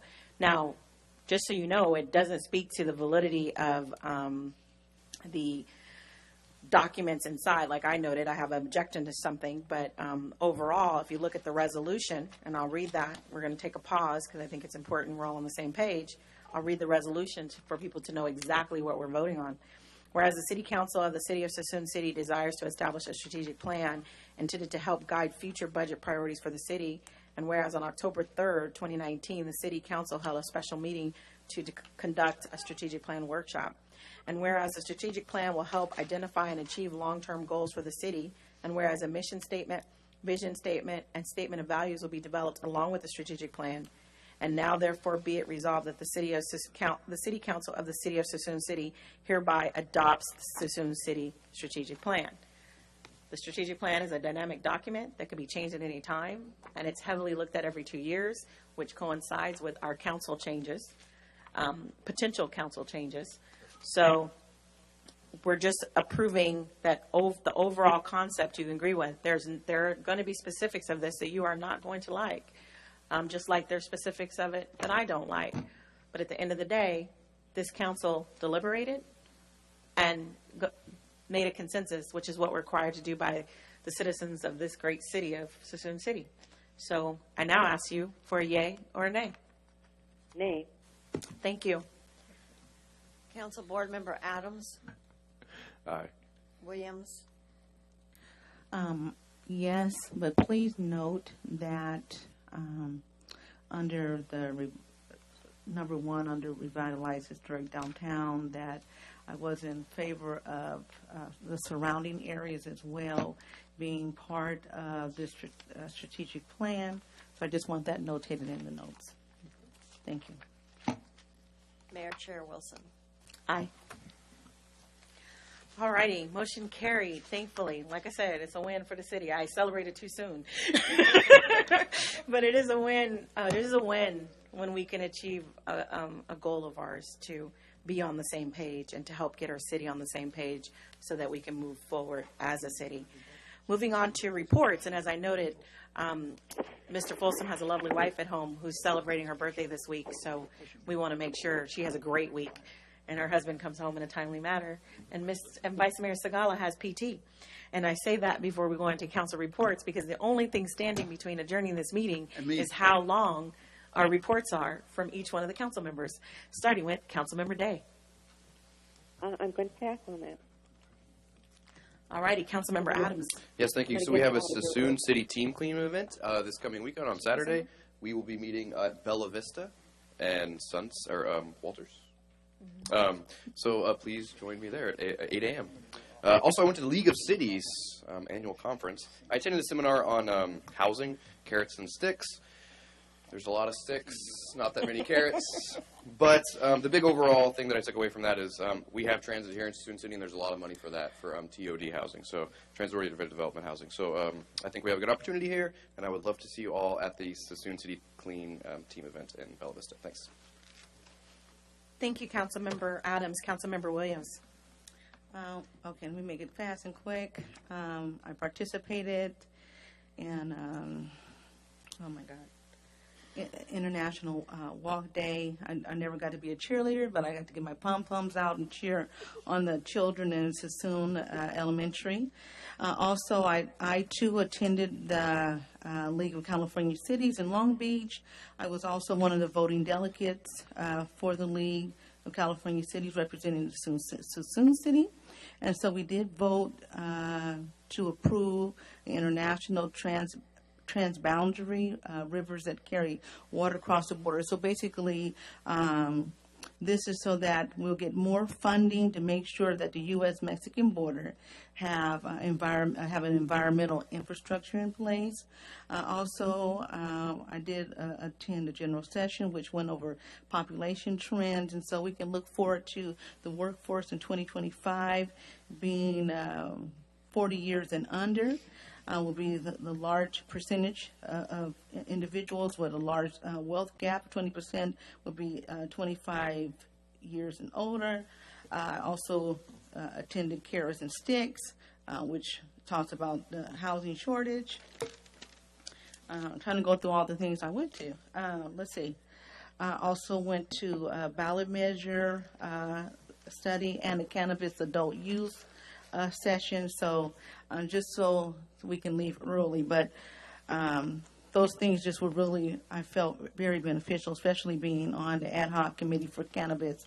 I just wanted to make sure that I had the information so that as I make decisions to bring forth to the city, it'd be in our best use. But thank you very much, and have a great day. Evening. Thank you, Councilmember Williams. Vice Mayor Segala. The only one I can't save until the year 2020 is this one right here. I put in front of all of my fellow council members and department heads and city manager. This is Travis Air Force Base is an honorary commander's program. It's been in effect for many years. I've served twice. They needed somebody to speak Navy for the Navy outfit that's out here, and I was the only one that could speak that terminology. But the thing is the honorary commander program is a way, and this is really a great brochure because it shows the purpose and the benefits of those who participate. And when you get involved here on this program, it's a 2-year hitch, okay? And they rotate rotate every 2 years. There's an alumni. It's just a way of understanding and working with others to understand the importance of Travis Air Force Base. and how we come together as a community around that great facility. Just go online here. There'll be a narrative section. If you're interested in participating, just indicate the fact, put my name down for nomination. And that's all it is because I sit on the board of TRAF. So that's a benefit right there. I just want to thank you very much. The other thing is put it on your calendar if you're a fishing person. Virgil's is doing their annual derby, November 1st, 2nd, and 3rd. And it's hustling and bustling. And I'm waiting. Usually there's over 100 and some participants in this late part of the year. But it's a great derby, and there are some big stripers that come in during that derby, and you'll be able to see them if you hang around down there. So anyway, thank you very much. Appreciate it. Again, for all the department heads and stuff, this is a great connection. I already talked to Joe Dingman already. He knows already that he knows so much about that base, he doesn't have to team up with anybody. So anyway, thank you very much. That's it for tonight. I think it was very good. I love the democratic process, and you're absolutely right, Madam Mayor. Some we win, and some we lose, and some we modify as we go along. Exactly. I don't think we got any losers here, though. Nobody lost tonight. The city won. Alrighty, I'll keep mine brief. I had the opportunity to attend Senator Dodd's event for seniors here at our senior center. The senior center was clean and displayed very well, and we had staff participation from Chief Vincent and Chief Roth, and appreciate that. And we're just glad to have a great senator who regularly comes to our city and is an ally to us. With that, Assemblyman Frazier, I had a meeting with him this week, and we are going to set up a time for him to come and speak at the council meeting and give a presentation on what's going on in the legislature from his point of view. So I'm really excited about that. I was principal for a day at Crystal Middle School, and it was a great time being principal for a day there. And I even got a little intern out of it who starts on November 1st, a little 8th grader. I shouldn't say little 8th grader, young man, an 8th grader at Crystal. And really excited. His first day of interning technically was Saturday. I had him go to a host of events with me, which included the Hispanic Chamber, their annual awards gala. Thank you to the president who is here this evening, who is a resident of Suisun City. What was neat, there was a really great things about the event, but what I loved is that Los Altos was one of the Hispanic businesses of the year, which is right here in Suisun City. They have great food. If you haven't had an opportunity to taste their food yet, please do so. I also met with the group, Elizabeth Hoffman and her team from Rebuilding Solano, and looking at doing some additional projects here in Suisun City, and been able to find a couple of funding sources who would dedicate their resources to Suisun City so that we can have an annual project here to be able to benefit a senior house here every single year. So that's exciting. Last but not least, we had the executive committee meeting at the Fairfield Suisun Sewer District. Both Vice Mayor Segala and I serve on that board. A couple of things that came out of there that I wanted to mention. One, City of Fairfield, if you weren't aware, did approve going to District 6+1, which does impact that particular board, and we'll be discussing that in the future. So if sewer issues of our concern to you, then you want to pay attention, because that would change the dynamic of that board with having 7 potential Fairfield members and 5 Suisun City members. In addition, they also have there's also a new plant manager for Listec. And for those that are aware, Listec does a partnership with the district, which allows your rates to be lower.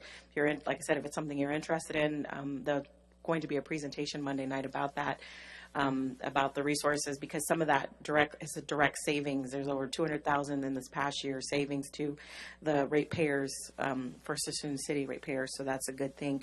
But their new plant manager is actually the husband of a Fairfield Travis Air Force Base airman, and so they were able to employ a family who just was deployed here. And I think that's a good thing. So any opportunity where we have to employ the spouses of our military members is a great thing for our community. It allows that infusion of new people, and we get to take something and they take a little bit of us when they leave. We used to joke about Travis giveth and it taketh away, but I'm really happy to have them have this as a part of our community. That's it for me. Mr. Folsom. City Manager, Executive Director, staff. Thank you, Mayor. I just want to bring up a couple things that I participated in with both council members Adams and Williams. First of all, we had a Cannabis Ad Hoc Committee meeting. We'll be having one more, and then hopefully we'll be coming back to council with some recommendations. And then I did participate with them both in the League of California Cities annual conference down in Long Beach, and I will be providing some handouts in my weekly update to council and staff. That concludes my report. Also, I just want to mention the Alzheimer's Walk was this past weekend. Yes, it was. And I was down there, and I could not believe the number of participants that continues to grow. Those who have either been caretakers or have lost someone that they've known to Alzheimer's. The Suisun City waterfront, and this is one of the things that the word revitalize, but the waterfront is truly a wonderful place for these organizations to hold these events. They love the walking around the water. They love walking down Grizzly Island Trail. It's really great. But I'm trying to figure out how to reach out to more residents in Suisun City as to when these things are happening, and I'm not sure how to do it. So I hope they do. Thank you, Vice Mayor Segala. That being said, moving on to public comments. Is there any member of the public who would like to speak on an item that is not on the agenda? Meaning, if we spoke on it already, you can't speak on it. But if there's something you might have forgotten about that you wanted to share, this would be an appropriate time to do so. I have no public comment cards, and seeing no member of the public coming forward, this meeting is seeing that there's no further business of the city. This meeting is now adjourned at 9:43 p.m.